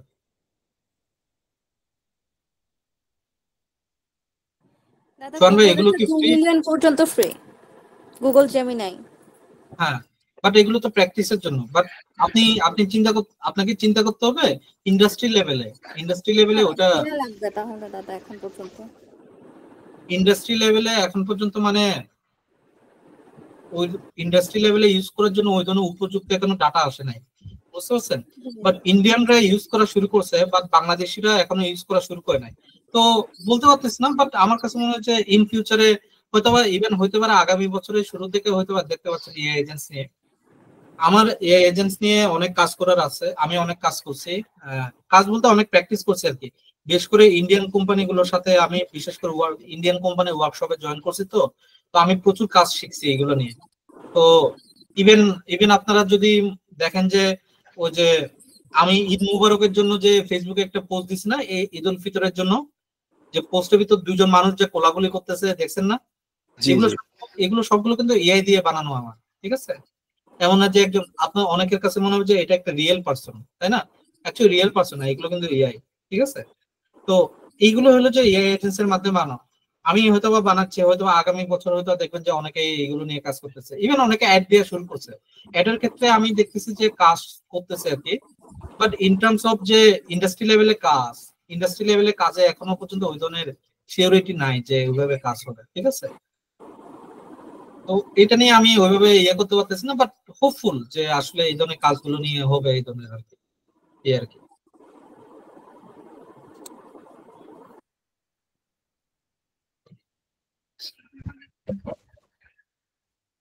আচ্ছা, আমরা সিলেক্ট স্টেটমেন্ট নিয়ে আমরা আজকে কাজ করব। সিলেক্ট হোয়ার নিয়ে আর অপারেটরস, সিলেক্ট হোয়ার এবং অপারেটরস, ঠিক আছে? তো অপারেটরস গুলো নিয়ে কাজ করব আমরা, একটু দেখি। আমি নতুন একটা এসকিউএল কোয়েরি খুলি, নিউ কোয়েরি, ঠিক আছে, এই কোয়েরির নাম দিই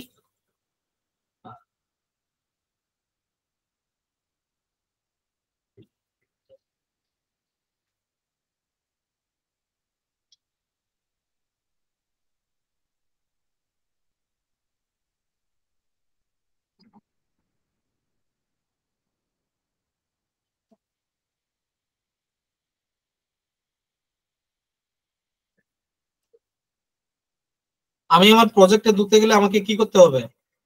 সবার আগে প্রজেক্টটাকে রান করতে হবে না? প্রজেক্টটাকে এই যে এটা দিয়ে ইউজ সাপ্লাই চেনটাকে আমি এই জায়গায় নিয়ে আসবো, ঠিক আছে। কন্ট্রোল এটা দিয়ে রান করলাম, দেখেন আমি এখন ডাটাবেজের ভিতর ঢুকলাম। এখন আমার যতগুলো টেবিল আছে আমি প্রত্যেকটা টেবিলকে রান দিব।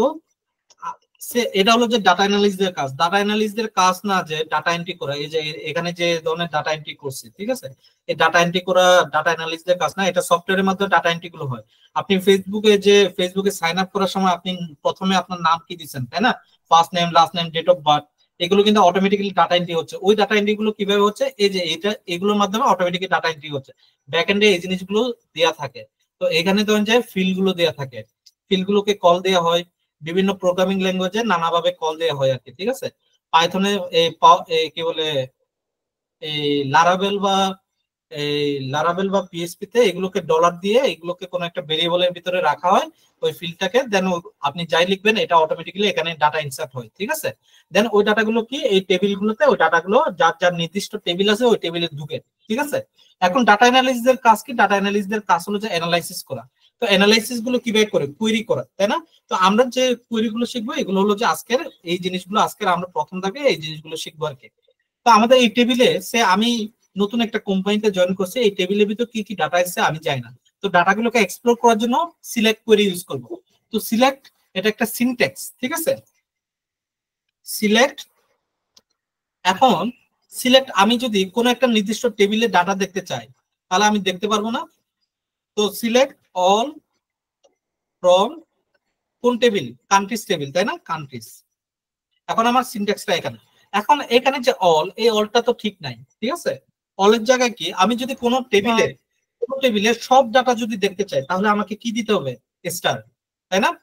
এই স্টারটাকে আমি অল হিসেবে ডিনোট করতেছি, ঠিক আছে। তো আমি যখনই কাজ করে আমি যখনই বলবো যে অল, তার মানে স্টার সাইনটা এখানে বসবে, ঠিক আছে। তো সিলেক্ট অল ফ্রম কান্ট্রিজ, আমি যদি এটাকে যদি রান দিই কন্ট্রোল এন্টার দিয়ে, দেখেন আমার সব ডাটাগুলো চলে আসছে না, আমার কি কি ডাটা, ক্লিয়ার বিষয়টা। এখন আমি এভাবে সবগুলো টেবিলের আলাদা আলাদা ভাবে সবগুলো টেবিলের আমি দেখতে পারবো না। এভাবে মার্চেন্টস এ যদি দেখতে চাই তাহলে আমি মার্চেন্ট সেটটা দেখতে পারতেছি, ঠিক আছে। তো আমি যদি অর্ডার সেটটা দেখতে চাই অর্ডার সেটটা দেখতে পারবো না, অর্ডারস, এভাবে অর্ডারস।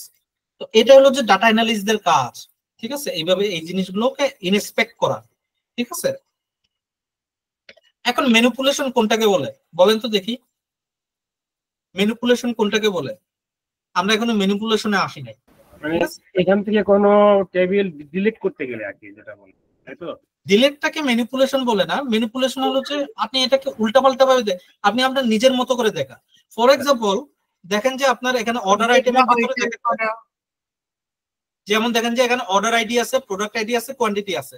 আপনি শুধুমাত্র কোয়ান্টিটিটা দেখতে চাচ্ছেন, ঠিক আছে, শুধুমাত্র কোয়ান্টিটিটা দেখতে চাচ্ছেন, তখন কি কোয়ান্টিটি লিখে দিবেন, টেবিলের কলামের নামটা লিখে দিবেন কোয়ান্টিটি ফ্রম কি অর্ডার আইটেম, তাই না, অর্ডার আইটেম।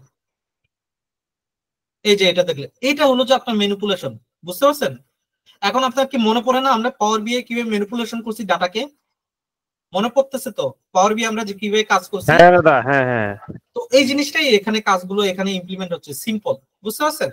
তো পাওয়ার বিআই আমরা ম্যানিপুলেশন করতাম কি ডাটা কোয়েরি গুলোকে লিখে যা শুধুমাত্র কোনো একটা এই ভিজুয়ালাইজেশন টুলের মাধ্যমে, ঠিক আছে, মেল ফিমেল গুলোকে আলাদাভাবে অ্যানালাইসিস করে, ঠিক আছে, এটাকে বলা হয় ডাটা ম্যানিপুলেশন, ঠিক আছে। ডাটা ম্যানিপুলেশন মানে এই না যে আমি ডাটাটাকে ডিলিট করে ফেলবো, বুঝতে পারছেন বিষয়টা? ডিলিশনটা ওইটা একটা আলাদা একটা অপারেশন, ওইটাকে ম্যানিপুলেশন বলা হয়, বাট ওটা আলটিমেট, ঠিক আছে। আমরা খুব কমই ডাটাকে ইয়ে করি আর কি, ঠিক আছে। এখন আমি যদি দেখি যে আমি এখন বুঝতে পারলাম যে অল দিলে স্টার সাইন দিয়ে আমি সবগুলো আমার একটা টেবিলের ভিতর কি কি আছে, আর যদি আমি স্পেসিফিক কোনো একটা কলাম দেখতে চাই তাহলে এভাবে দেখতে পারবো। ক্লিয়ার বিষয়টা? আমাদের দুইটা জিনিস শেখা হয়ে গেল। এখন আমরা আসি হোয়ার কন্ডিশনে। হোয়ার কন্ডিশনটা আরেকটু ডিফারেন্ট, ঠিক আছে?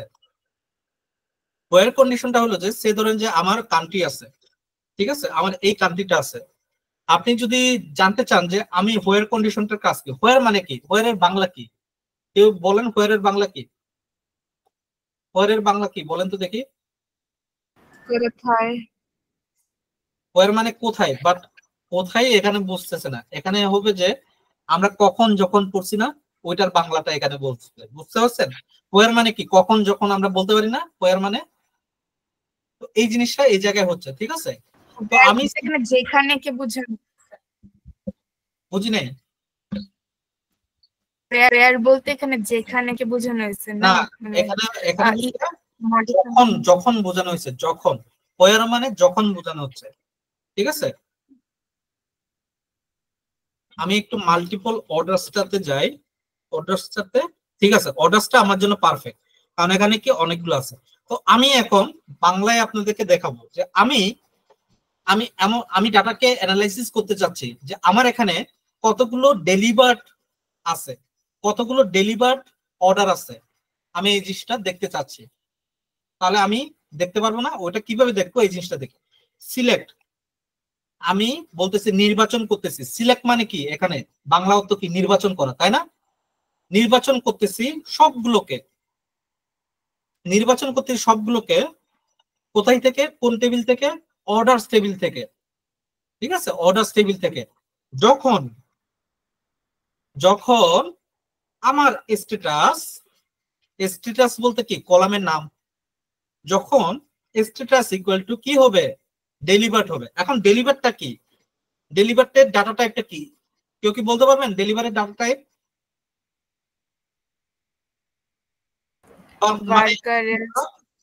বারকার। আর বারকারটা কি, স্ট্রিং ডাটা টাইপ, তাই না? স্ট্রিং, হ্যাঁ। String data type, string data type যদি হয় তাহলে কি আমাকে ডাবল কোটেশন দিতে হবে না, বা সিঙ্গেল কোটেশন দিতে হবে না? সিঙ্গেল বা ডাবল কোটেশন। হ্যাঁ, তো আমি এই জিনিসগুলো দিব। তো আমি এখানে ডেলিভার যে নামটা আছে এটাকে হুবহু কপি করব।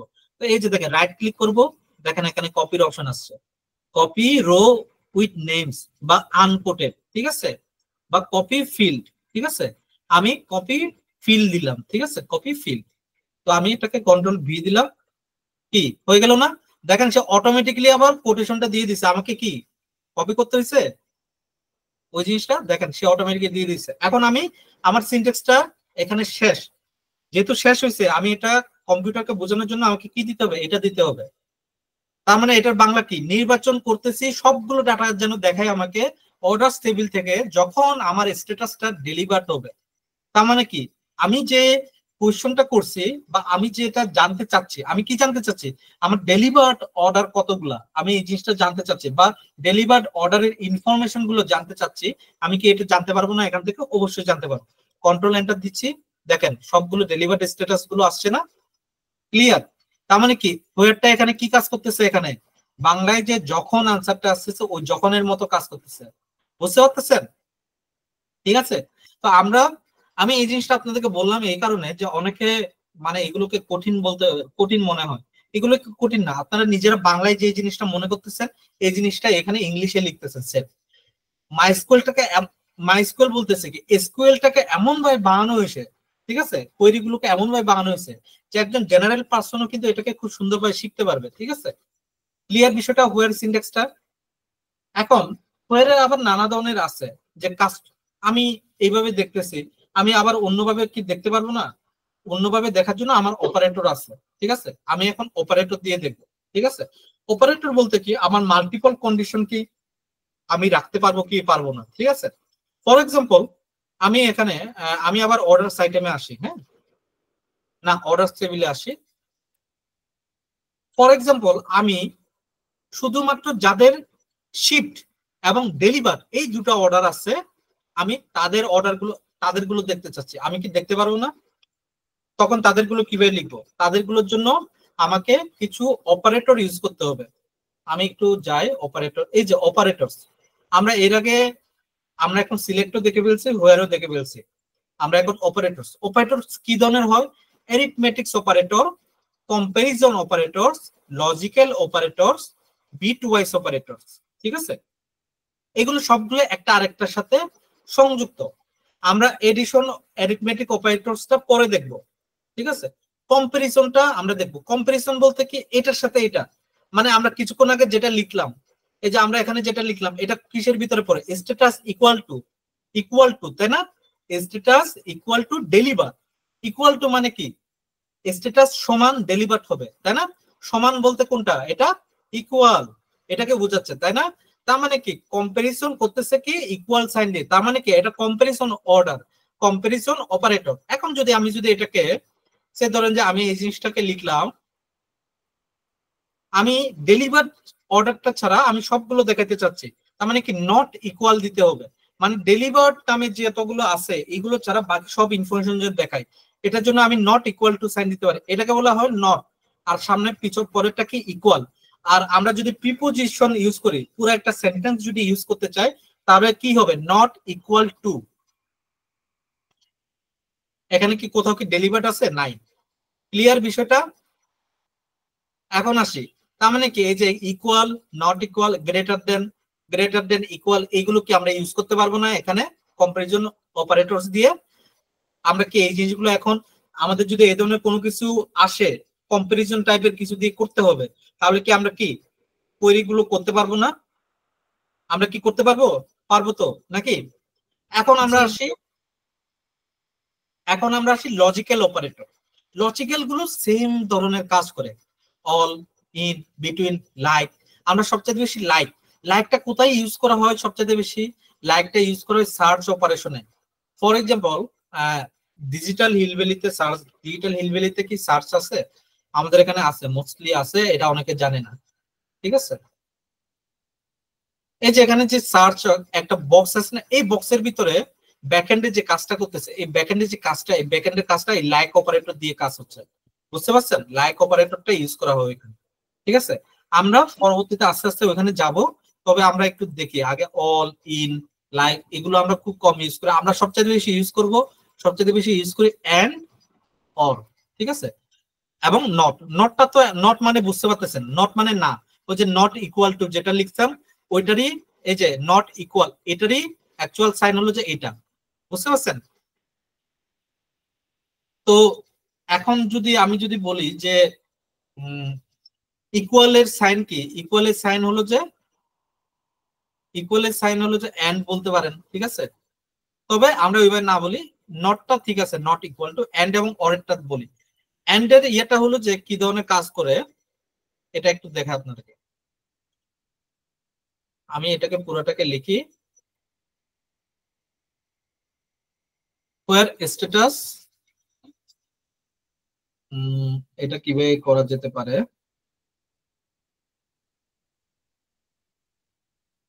where status equal to delivered and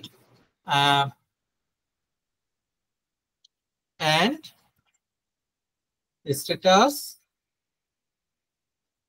equal to, আমি বললাম শিফট, কপি ফিল্ড। ঠিক আছে, কপি ফিল্ড। ঠিক আছে, শিফট। তখন আমার কি ডেলিভার্ড এবং শিফট দুটো কন্ডিশন দেখাচ্ছে। তার মানে এন্ড এর ক্ষেত্রে কি? আচ্ছা, এটা না হওয়ার কারণটা বলি, আগে অরটা বলি, অরের কাজটা দিয়ে বোঝায়। অর দিয়ে দেখেন যে status equal to deliver, status equal to sheep, দুটোই পাওয়া গেছে, তাই না? অর দিয়ে, কারণ কি আমার ডেলিভারও আছে, আমার শিফটও আছে। তো অরের ক্ষেত্রে হয় কি যে আমার যে কোনো একটা কন্ডিশন যদি মিলে তাহলে ঠিক আছে। বুঝতে পারছেন? অরের ক্ষেত্রে হয় কি যে কোনো একটা কন্ডিশন, এটাও একটা কন্ডিশন, অরের পরেও একটা কন্ডিশন। ঠিক আছে, আমার এখানে কয়টা কন্ডিশন? দুটো কন্ডিশনের ভিতরে যে কোনো একটা কন্ডিশন যদি আমার মিলে যায় তাহলে সে আমাকে দিচ্ছে। যেমন দেখেন যে স্ট্যাটাস ইকুয়াল টু ডেলিভার কোন একটা জায়গায় পাইছে, সে খুঁজে, তো এটা সে দেখাইলো। আর স্ট্যাটাস ইকুয়াল টু শিফট কোন একটা জায়গায় পাইছে, সেজন্য এটা দেখাচ্ছে। বাট এন্ড এর ক্ষেত্রে পার্থক্য, এন্ড এর ক্ষেত্রে হলো কি যে আমার যে দুটো কন্ডিশন, দুটোই আমার একই সাথে থাকতে হবে, মানে একরকম দুটো কন্ডিশন থাকতে হবে। ঠিক আছে, এরকমই তো হওয়ার কথা না, delivered and status. And between দিয়ে করা যেতে পারে না, status is between delivered and shift. হ্যাঁ হ্যাঁ, বিটুইনও দিতে পারবেন। বিটুইন মানে কি, শিফট এবং ডেলিভার বিটুইন যেটা থাকে, মানে শিফট এবং বিটুইন এর ভিতরে এই জিনিসটা। তো এন্ড এর কাজটা হলো যে আমার দুটো কন্ডিশনে মিল থাকতে হবে একই রো এর ভিতরে, মানে একটা রো এর ভিতরেই দুটো কন্ডিশন থাকতে হবে।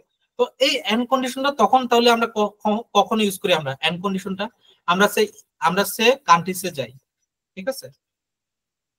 আমরা কান্ট্রিজে গিয়ে বললাম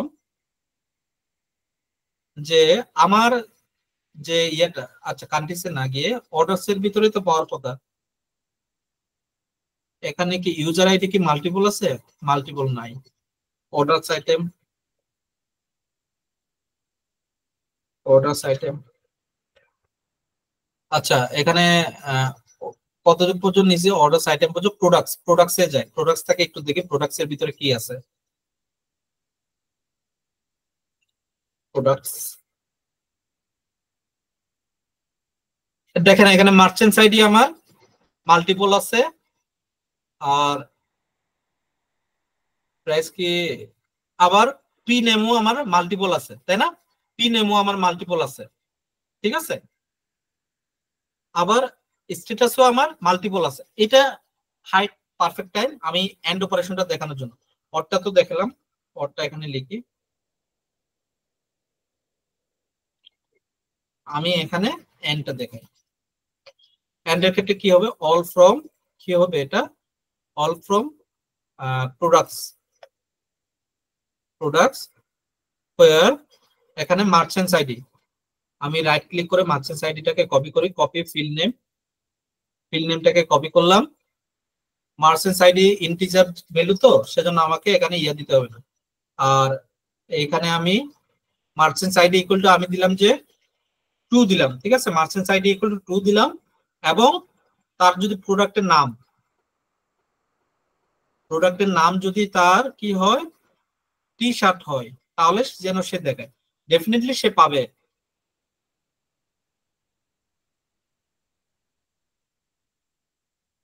ঠিক আছে?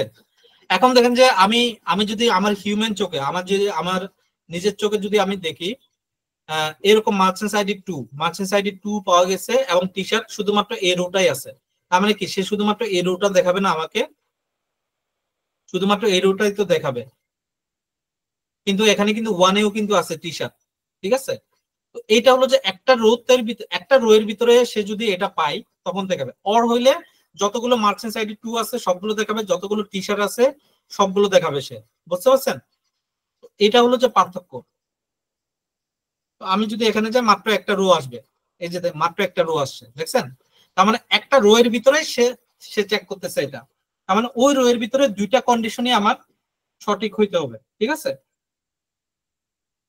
ক্লিয়ার বিষয়টা? এখন ধরেন যে আমি নটটা কি, সে ধরেন যে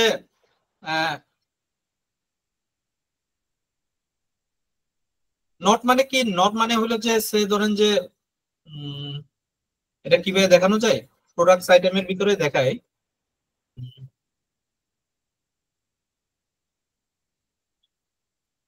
সিলেক্ট অল ফ্রম,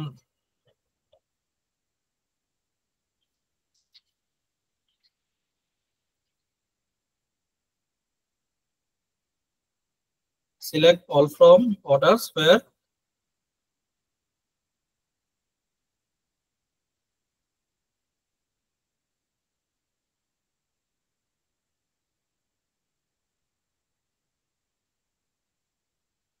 তাহলে আমি যদি এখানে জাস্ট নট ইউজ করি তাহলে কি বোঝাচ্ছে এখানে বলেন তো দেখি, কেউ কি বলতে পারবেন?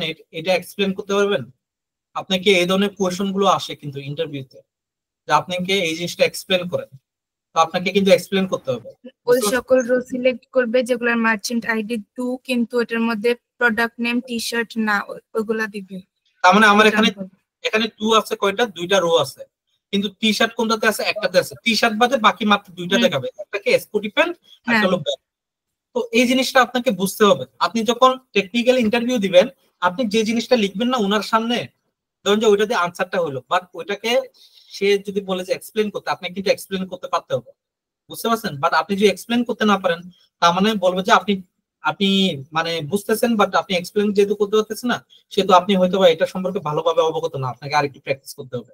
তো সেজন্য আপনাকে হয়তো নাও নিতে পারেন, ঠিক আছে, বুঝতে পারছেন? তো এই ধরনের বিষয় আসে। ইভেন আপনাকে যদি ডিরেক্টলি আপনাকে যদি ফিজিক্যালি কোথাও গিয়ে যদি ইন্টারভিউ দিতে হয়, আপনাকে যদি কোনো কিছু লিখতে বলে, আপনাকে কিন্তু সুন্দরভাবে লিখতে হবে, ঠিক আছে? তো এই জিনিসটা আপনি যদি মনে করেন যে আমার সামনে আছে, আমি ইউটিউব থেকে দেখে এই জিনিসটা ওনার সামনে করলাম, এটা আপনি হয়তোবা এই গুগল থেকে দেখে করলাম, এটা আপনি হয়তোবা ইন ফ্রন্ট অফ গুগল মিটের মাধ্যমে যদি যে ইন্টারভিউ গুলো হয় এগুলোতে পারবেন। বাট যখন ফিজিক্যালি যাবেন ওই সময় কিন্তু আপনাকে এই যে অলের পরে যে ফর্মটা হয়, ওয়ের পরে যে আমার কন্ডিশন গুলো লিখতে হয়, এই জিনিসগুলো অ্যাটলিস্ট আপনাকে মনে রাখতে হবে, বুঝতে পারছেন? তো আমরা এটাকে রান করে দেখি। দেখেন মাত্র 2টা দেখাচ্ছে, ঠিক আছে? যে জিনিসটা আমরা যে জিনিসটা বাংলায় বলছি ওই জিনিসটা কিন্তু আমরা পাচ্ছি এই জায়গায়, ঠিক আছে? ক্লিয়ার বিষয়টা? এখন আমরা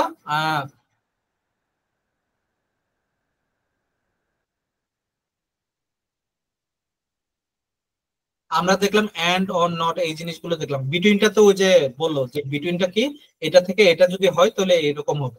বিটুইনটা আমরা নাম্বারের ক্ষেত্রে বিশেষ করে ইউজ করি, ঠিক আছে? নাম্বার টাইপের গুলো আমরা ভবিষ্যতে দেখবো, ওই ধরনের অ্যানালাইসিস গুলো তো আমাদের অবশ্যই লাগবে বিটওয়াইজ। আর আরেকটা জিনিস, যে আমরা যে জিনিসটা কিছুক্ষণ আগে করলাম যে এন্ড অপারেটরটা দিয়ে, এটা আমরা বিটওয়াইজ অপারেটর দিয়ে করতে পারি। যেমন ফর এক্সাম্পল টি শার্টেরটা এন্ড না দিয়ে আমরা এই জায়গায় জাস্ট এটা লিখতে পারি, ঠিক আছে? একটাই তো নাকি? হ্যাঁ একটাই, একটা দিয়ে আমরা টি শার্টটা, কিন্তু এখানে দেখেন যে টি শার্ট সব চলে আসছে, এরকম তো হওয়ার কথা না, তাই না? তার মানে এখানে দুইটা এন্ড হবে, এন্ড অপারেটর দুইটা হবে, ঠিক আছে? এটা কি আসে কিনা, এই যে, বুঝতে পারছেন বিষয়টা? এখন যদি আমি পরের ক্ষেত্রে করি তাহলে কি হবে?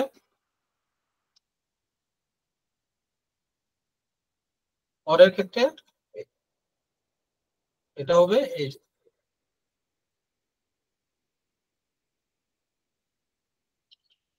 পরের ক্ষেত্রে এই ধরনের হবে, ঠিক আছে? কিন্তু এখানে তো এটা হলো যে অরের ক্ষেত্রে আর কি, হ্যাঁ, পরের ক্ষেত্রে সবই দেখাবে। আর যদি এই জিনিসটা যদি করতে চাই এন্ড নট, এটার ক্ষেত্রে কি হবে? এখানে এন্ড থাকবে, আর নটের ক্ষেত্রে কি হবে? এটা হলো যে নট, ঠিক আছে না? দেখি তো,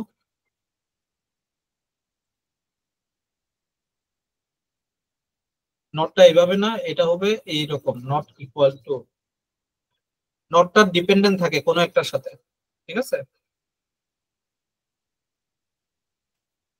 এই যে, বুঝতে পারছেন ক্লিয়ার বিষয়টা? তো এগুলো হলো যে বিটওয়াইজ অপারেটর বলা হয়, এই যে বিটওয়াইজ অপারেটর। লিমিট বলতে কি?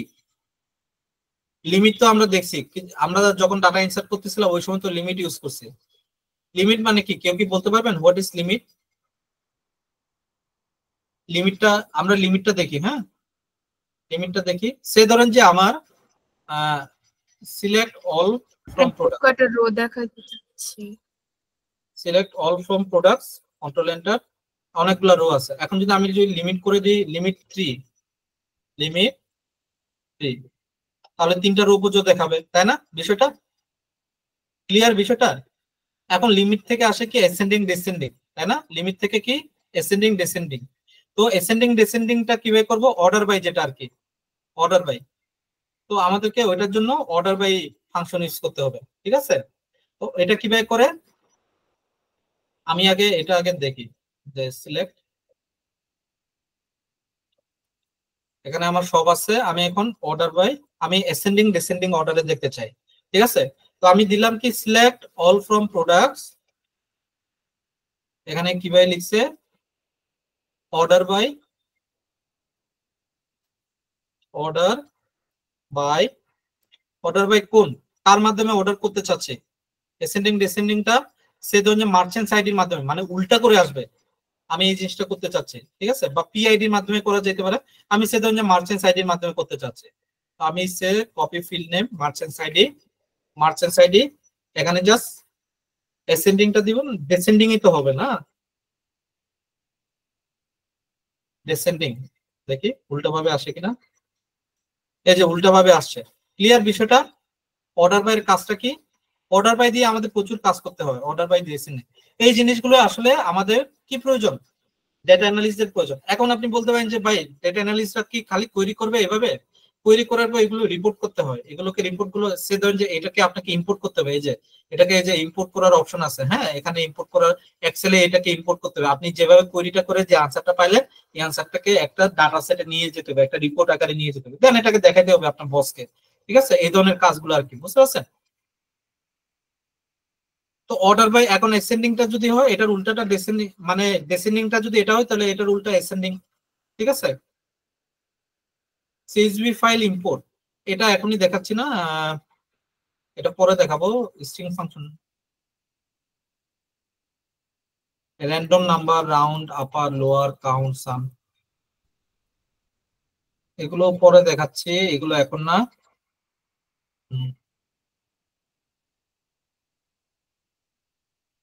এগুলো অ্যাকচুয়ালি আমাদের খুব একটা বেশি কাজে লাগে না। এটা হলো যে যখন আমরা সফটওয়্যারের ক্ষেত্রে আমরা যখন এই জিনিসগুলো বানাই ব্যাকএন্ডে এইগুলো থাকে আর কি, এগুলো আমাদের খুব একটা বেশি কাজে লাগে না। তো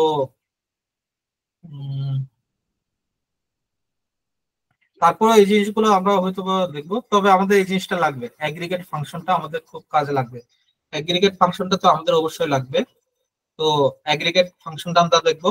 অ্যাগ্রিগেট ফাংশন গুলোর ভিতরে ওই যে পাইথনে আমরা যেগুলো শিখছি আর পাওয়ার বিআই যেগুলো দেখছি, এগুলো হলো যে অ্যাগ্রিগেট ফাংশন। কোনগুলো? কাউন্ট, সাম, এভারেজ, ম্যাক্স, মিন। রাউন্ডটা তো যে ওখানে চলে আসছে, রাউন্ডটা এখানে চলে আসছে। তো আমরা এই জিনিসগুলো দেখবো আর কি। ঠিক আছে, নেক্সট ক্লাসে আমরা অ্যাগ্রিগেট ফাংশন থেকে দেখবো, টিম এগুলো থেকে দেখবো না, এগুলো আপনার নিজেরাই করতে পারবেন। ঠিক আছে, এগুলো খুব ছোট, আমরা এগ্রিগেট ফাংশন থেকে আমরা নেক্সট ক্লাসে দেখবো। কারো কি কোনো কোয়েশন আছে? ভাইয়া এসকিউএল এর যে অনেকে পোর্টফোলিও প্রজেক্ট বানায়, তো ওগুলোর ডকুমেন্টেশন কিভাবে করে? মানে ওই যে পাইথন এটা আপনারা ওই যে প্রেজেন্টেশনের মাধ্যমে যেগুলো করেন এগুলো প্রেজেন্টেশন। হ্যাঁ প্রেজেন্টেশন, ওই যে আপনারা পাওয়ার, আমি আপনাদেরকে তো প্রজেক্ট দিব না, আপনার ওই প্রজেক্ট গুলো কি প্রেজেন্ট করতে হবে না? তো বাম দিকে এক্সেল ফাইল থাকে, ডান দিকে আউটপুটটা থাকে, মানে এক্সেল এর কোডটা থাকে বাম দিকে, উপরের দিকে ইয়েটা থাকে। আমি তো এই ধরনের অনেকগুলো পাইছি, আমি অনেকেই তো দেয়, আমি ডাউনলোড করে রাখি, বুঝতে পারছেন? কিন্তু কই ডাউনলোড করছি আমার কাছে এখনই মনে নাই এগুলা।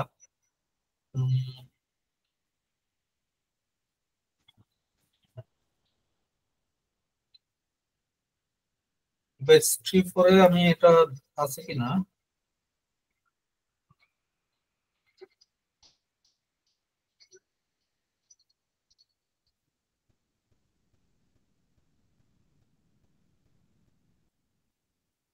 না এখানেও নাই।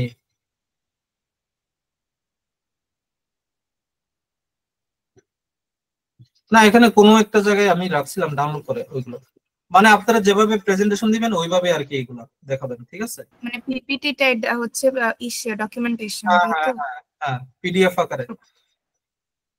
ওকে, থ্যাংক ইউ ভাইয়া।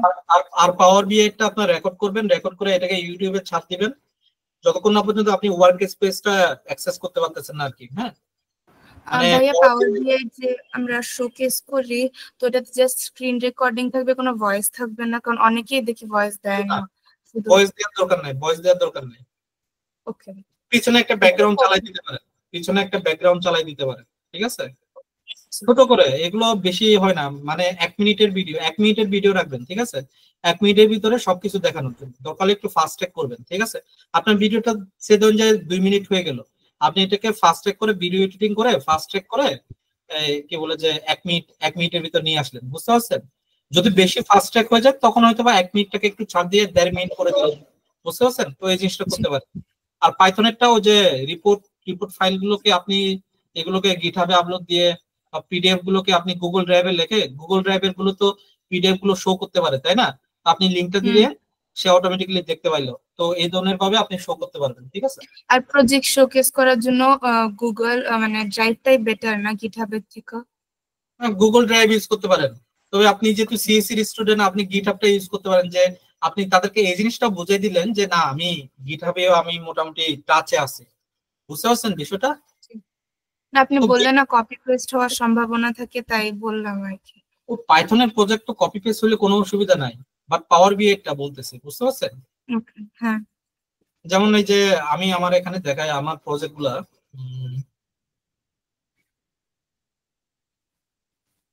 আমার সিভির ভিতরে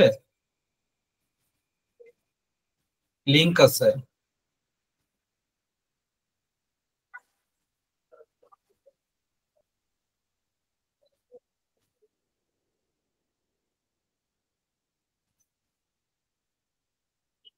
প্রজেক্ট গুলো কি এখানে আছে নাকি নাই?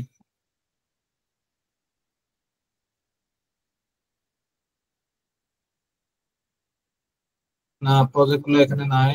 দাঁড়ান, ওটা আরেকটা, এটা হলো যে বিজনেস অ্যানালিস্ট রোলের জন্য যে সিভি যে ধরনের হইতে হবে, এটা হলো যে বিজনেস অ্যানালিস্ট রোলের সিভি। আরেকটা হলো যে এই যে এটা, এখানে প্রজেক্ট গুলো আছে।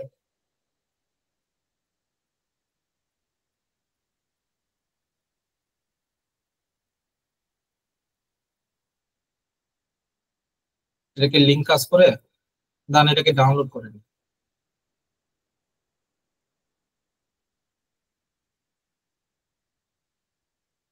আচ্ছা, এটা আসলে এখানে আমার একটা ফাইল আছে, ফর এক্সাম্পল রিটেল চেন, ঠিক আছে? এই যে দেখেন, এটা কি ড্রাইভের লিঙ্ক না? অটোমেটিক্যালি শো হয়ে যাচ্ছে না? বুঝতে পারছেন? হ্যাঁ। তো আপনারা এইভাবে ড্রাইভের মাধ্যমে করতে পারেন অথবা গিটহাব ইউজ করতে পারেন।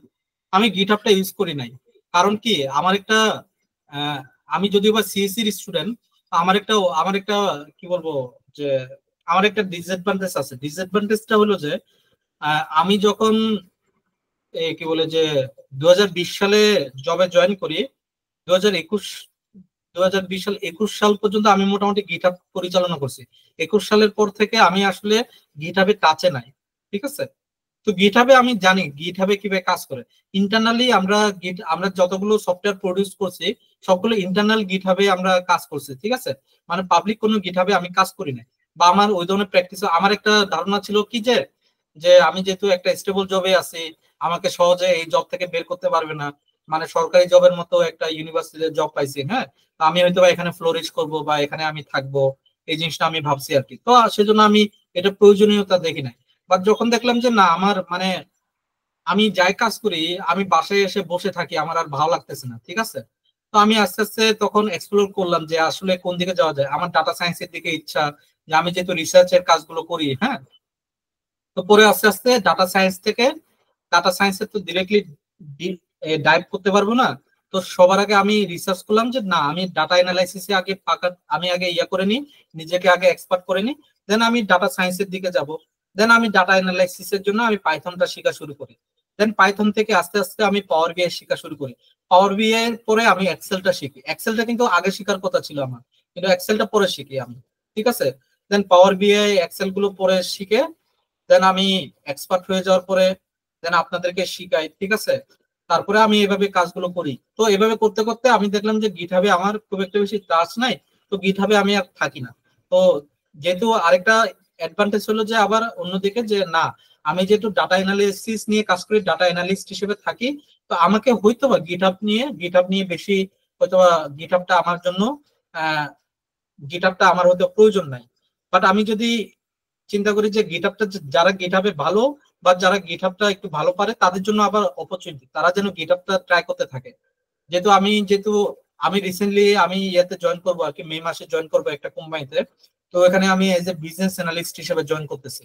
তো এরপরে আমি হয়তো গিটহাবে আমার খুব একটা বেশি কাছে থাকতে পারবো না আর কি। তো আপনারা এখনো স্টুডেন্ট আছেন, ঠিক আছে? আপনারা এখনো স্টুডেন্ট আছেন, এজ এ ফ্রেশার হিসেবে জয়েন করতেছেন।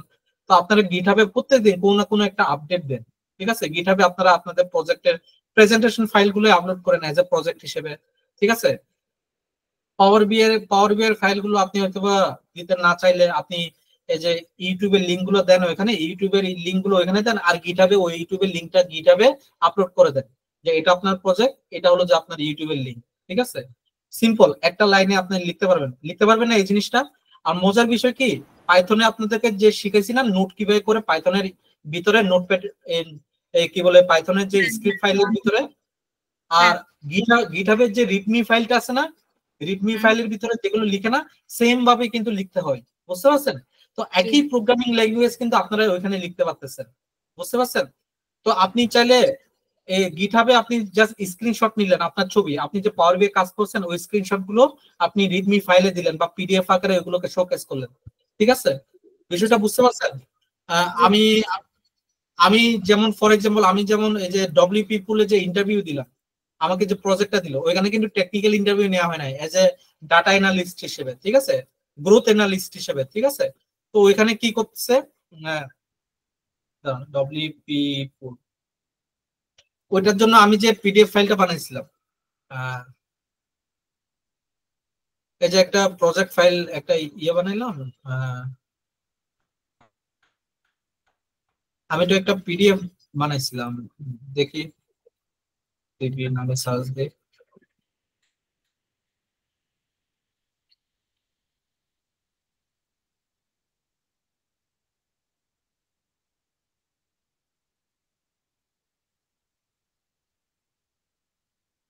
এটা তো অন্য জায়গাটাতে আছে।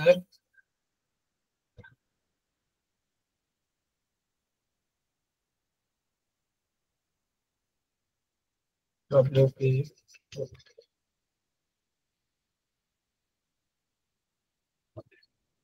এই যে ডব্লিউপি পুলের যে পিডিএফ ফাইলটা, আপনারা এটাকে গিটহাবে আপলোড করেন। ঠিক আছে, গিটহাবে এভাবে অ্যানালাইসিস গুলো আপলোড করে দেন। ঠিক আছে, এই যে ওই যে আপনি এসকিউএল এ বললেন না, এসকিউএল এ কিভাবে করব, এই সাইডে আপনি কোডটা রাখবেন, এই সাইডে এইভাবে আউটপুটটা দেখাবেন।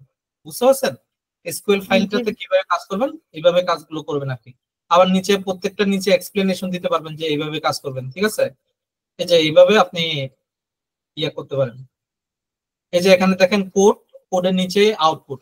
ঠিক আছে, তো আপনি এই জিনিসটা পারবেন না, এই যে আপনি সে ধরেন যে এখানে কোডটা লিখলাম, আপনি ডিরেক্টলি এটাকে স্নিপিং টুল নিয়ে একটা ইয়ে বানাইতে পারবেন না, আপনাকে তখন আলাদাভাবে আর লিখতে হচ্ছে না, মানে আলাদাভাবে দুইটা আলাদা আলাদা, মানে একবার আলাদা কোয়েশন একবার ইয়ে করতে হচ্ছে না। সে ধরেন যে আমি এই যে এই জিনিসটাকে এইভাবে নিলাম, ঠিক আছে, একসাথে কোয়েরিও আসলো, আনসারও চলে আসলো, তাই না?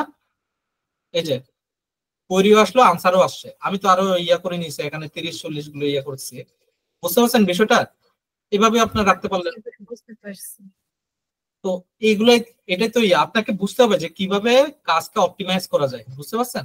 তো এই জিনিসগুলো আপনারা আস্তে আস্তে শিখবেন। এই যে যেমন দেখেন, আবার কোনটার ক্ষেত্রে কোড এই কি বলে কোয়েশনটা অনেক লম্বা, মানে কোডটা অনেক লম্বা, বাট আনসারটা খুবই ছোট, সেজন্য আমাকে আলাদাভাবে আনসারটা করতে হয়েছে। তো আমি এইভাবে রাখছি আর নিচে একটা আনসার দিচ্ছি। আপনারা স্কুলে আমি আপনাদেরকে যে প্রজেক্টটা দিব সেম ভাবে আপনাদেরকে এইভাবে করতে হবে। এখন এটাকে আপনি গিটহাবে রাখেন, ড্রাইভে রাখেন, কি ব্যাপার, বাট আপনি গিটহাবে রাখলে আপনাকে না, আপনি আপনার ওইখানে একটা ইয়ে আছে, এক্সপার্টিস আছে, আপনার জন্য এগুলো অ্যাডভান্টেজ। ছোট ছোট জিনিসগুলো কিন্তু আপনাকে অনেক দূর এগিয়ে নিয়ে যায়। বুঝতে পারছেন বিষয়টা? এই জিনিসগুলো আমি হয়তো আপনাকে দেখানোর দরকার নাই, ঠিক আছে, এই জিনিসগুলো আমি দেখাই না সাধারণত, তারপর আপনাদেরকে দেখাচ্ছি। আমি একটা জিনিস বিশ্বাস করি কি, যে একজন বাচ্চাকে আমি তো যখন সে ছোট থাকে, হাঁটতে পায় না, তখন কিন্তু আমি তাকে হাঁটতে শিখাচ্ছি, তাই না? তাকে আমি হাত ধরে 2 হাত দিয়ে তাকে আমি শিখাচ্ছি যে হ্যাঁ তুমি এভাবে এভাবে ধরো বা এভাবে হাঁটো, তাকে আমি 2 হাতে এভাবে ধরো। যখন সে হাঁটতে শিখতেছে তখন কি আমি তাকে হাত ধরে তখন তাকে নিয়ে যাব না, তাই না? সেজন্য আলাদা নিজে নিজে যেন হাঁটতে যেন শিখে, তাই না? আমি যদি সবসময় তাকে হাত ধরে থাকি, বুঝতে পারছেন, সে ধরেন যে সে মেট্রিক পাস করতেছে, তখনও যদি তাকে আমি হাত ধরে স্কুলে নিয়ে যাই বা কলেজে নিয়ে যাই, সে কি কোনো কিছু শিখবে? সে কি বেড়ে উঠবে? সে কিন্তু বেড়ে উঠবে না। বুঝতে পারছেন বিষয়টা? তো কিছু জিনিস আছে আপনাদের নিজেদেরকে এক্সপ্লোর করতে হবে, নিজেদেরকে শিখতে হবে। বুঝতে পারছেন? আমি এজ এ মেন্টর হিসেবে আমার যতদূর দেখানো আমি ততদূর দেখাচ্ছি আপনাদেরকে। এরপরের ধাপটা হলো যে আপনাদের নিজেদেরকে এক্সপ্লোর করা। অনেক সময় বলে না ইন্টারনেট সার্ফিং করে বের করুন। এখন যদি আপনি ইন্টারনেট সার্ফিং করে আপনি বেরই করতে না পারেন যে কিভাবে কাজ করতে হয়, তাহলে তো হইলো না। এখন আপনি যদি সবকিছু চ্যাট জিপিটির উপর রিলাই হয়ে থাকে, নিজের উপর রিলাই হয়ে যদি না থাকতে পারেন, তাহলে কি হবে? হবে না। বিষয়টা বুঝতে পারছেন? বাট চ্যাট জিপিটিও জানার প্রয়োজন আছে, আবার আপনার নিজের সক্ষমতা সম্পর্কে জানতে হবে আপনাকে, তাই না বিষয়গুলো? তো আপনাদেরকে এই জিনিসগুলো এইভাবে মানে এক্সপ্লোর করতে হবে। ঠিক আছে, ক্লিয়ার বিষয়গুলো? হোপফুলি আপনারা বুঝতে পারবেন। আসলে আমি ট্রাই করি, আসলে আপনাদেরকে ট্রাই করতেছি, মানে আপনাদের বেস্ট এফোর্টটা দেয়া, ঠিক আছে, বাট আমি কতটুকু দিতে পারতেছি, আমি কখনো স্যাটিসফাইড থাকি না স্টুডেন্টদেরকে নিয়ে। ঠিক আছে, স্টুডেন্টদেরকে নিয়ে আমি কখনোই স্যাটিসফাইড থাকি না। তার মানে এই না যে আমি আপনাদেরকে নিয়ে সন্তুষ্ট না, আমি ডেফিনেটলি জানি যে আপনারা ভালো কিছু করতেছেন, বাট আমি নিজের প্রতি সন্তুষ্ট না, যে আমি অনেক কিছু শিখাইতে চাই কিন্তু আসলে এটার জন্য হলো কি 1 বছর পর্যন্ত লাগবে, মানে 1 বছরে একটা কোর্স চালু করতে চাই, বুঝতে পারছেন আমার স্বপ্ন, বাট ওইটা তো আসলে সম্ভব না, বুঝতে পারছেন। কারণটা কি আসলে স্টুডেন্টরা মানে তাদেরকে শেখানোর মানে সবার তো একটা ধৈর্য থাকে, তাই না? তো আপনাদের 6 মাসের ভিতরে অনেকের ধৈর্য কমে গেছে, অনেকে দেখেন যে এখানে মাত্র 7 থেকে 8 জন শিখতেছেন, তাই না? আলটিমেটলি 7 থেকে 8 জন আছেন, আরো যখন কোর্সটা চলতে থাকবে আরো কতজন থাকবে তবে দাদা রিকোয়েস্ট করব অফলাইনে আসা, আমার মনে আই থিংক এটা খুবই ভালো হবে। অফলাইনে আমি ডেফিনেটলি, আমারও একটা স্বপ্ন আছে অফলাইনে ক্লাস নেওয়া, বাট বিষয়টা হলো যে অফলাইনে ইনভেস্টমেন্ট প্রয়োজন, ঠিক আছে? ইনভেস্টমেন্ট প্রয়োজন, পুঁজিটা থাকা প্রয়োজন। আমি আপনাদেরকে রিয়েলি বলি, এই যে আমি 2100 টাকা দিয়ে আপনাদেরকে নিলাম, আমার হয়তোবা বড় জোর 1,20,000 টাকার মতো মানে প্রফিট আসছে। ওই প্রফিট থেকে, ওইটা হলো কি গ্রস প্রফিট বলে এটাকে, তাই না? গ্রস প্রফিট থেকে আমি যদি মার্কেটিংটা বাদ দিই, মার্কেটিং এ আমার কাছে 30 থেকে 40,000 টাকা, তাই না? তো আমার বাকি থাকে কত? 80 থেকে 90,000 টাকা, ঠিক আছে? এখন ওই 80 থেকে 90,000 টাকা না, 60 থেকে 70,000 টাকা, এর ভিতরে আমার ওয়েবসাইট কস্ট আছে, ওয়েবসাইটে আমার বার্ষিক কস্ট আছে। তো আমার বার্ষিক কস্ট গেছে 8 থেকে 10,000 টাকা।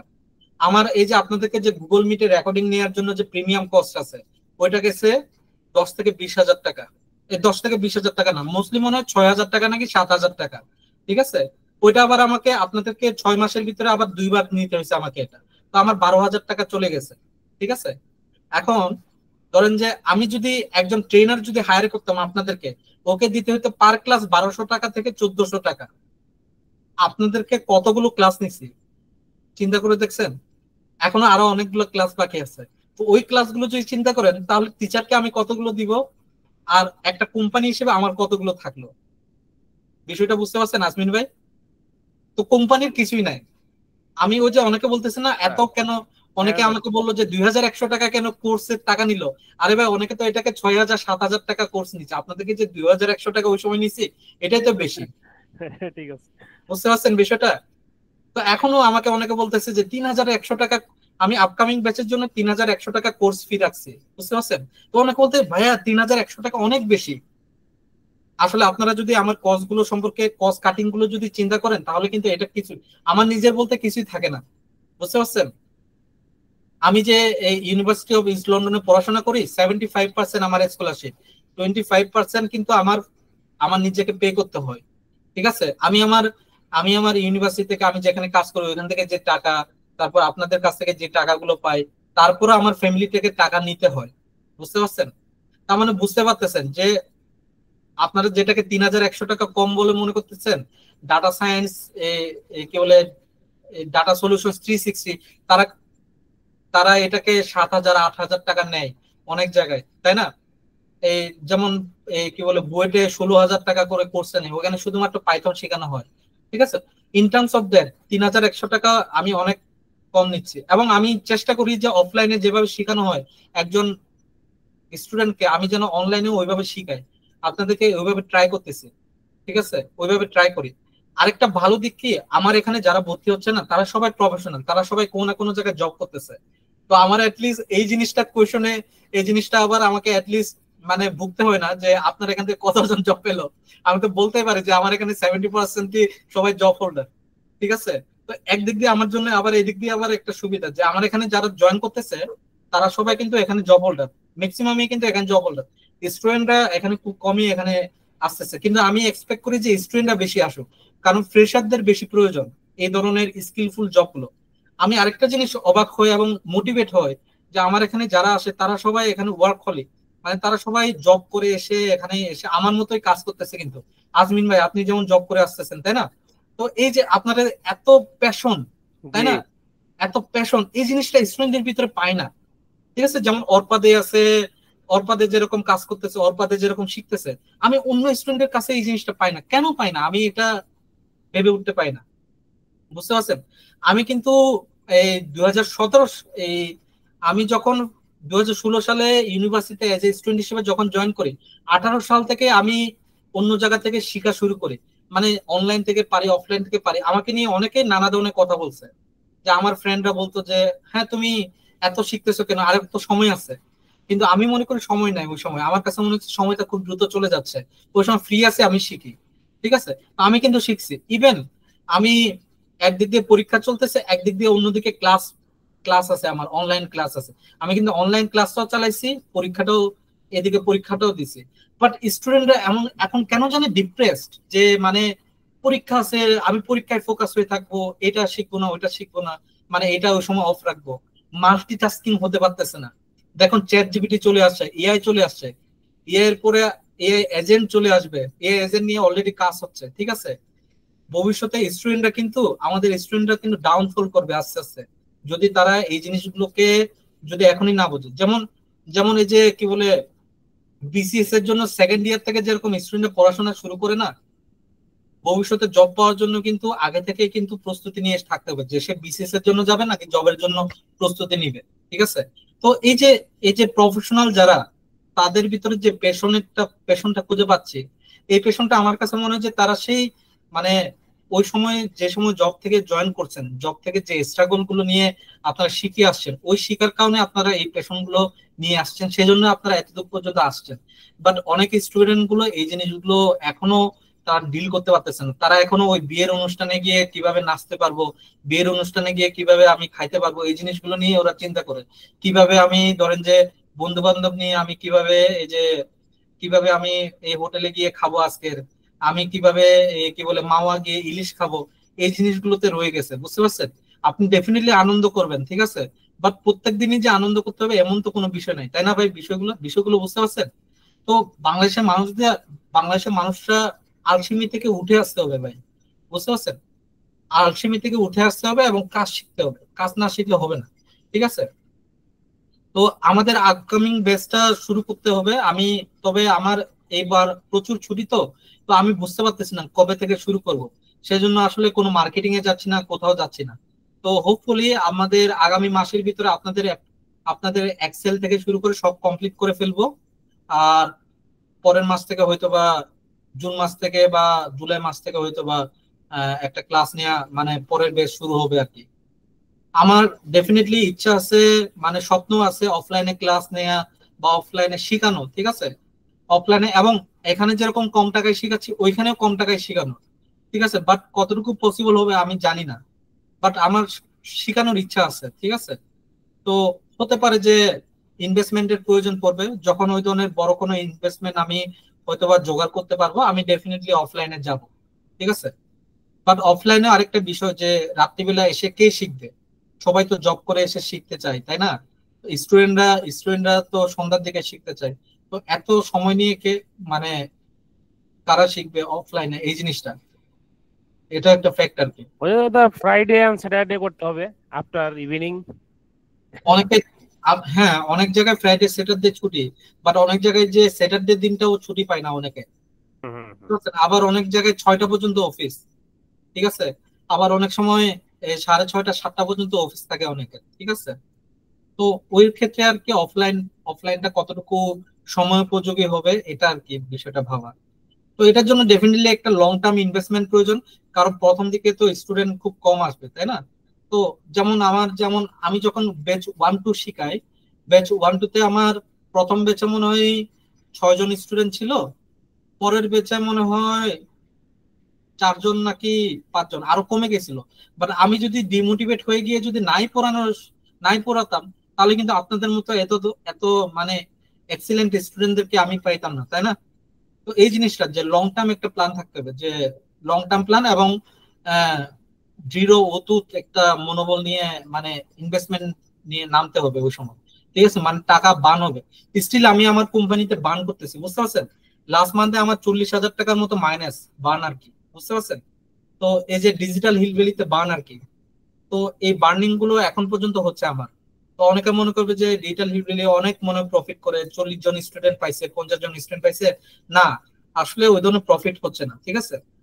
তো ইভেন আমার পরিকল্পনা আছে আপনাদের বেস থেকে কাউকে টিচার হিসেবে নেওয়া, বাট আমি কিভাবে নিব? যেভাবে বার্ন হচ্ছে, যেভাবে হচ্ছে, তো মানে চেষ্টা মানে চাওয়া সত্ত্বেও আমি নিতে পারি না, ঠিক আছে। আমার ইচ্ছা আছে আপনাদের এখান থেকে বা বেস 3-4 থেকে কোনো একটা থেকে 2 জন ইনস্ট্রাক্টর বা 1 জন ইনস্ট্রাক্টর নেওয়া আর কি, ঠিক আছে। বাট আমি কতটুকু পারবো জানি না, ঠিক আছে। তো ওই জিনিসটা আমি চেষ্টা করে যাব, দোয়া করবেন, এই আর কি। ঠিক আছে, তাহলে আজকের এই পর্যন্ত। ওকে দাদা ঠিক আছে।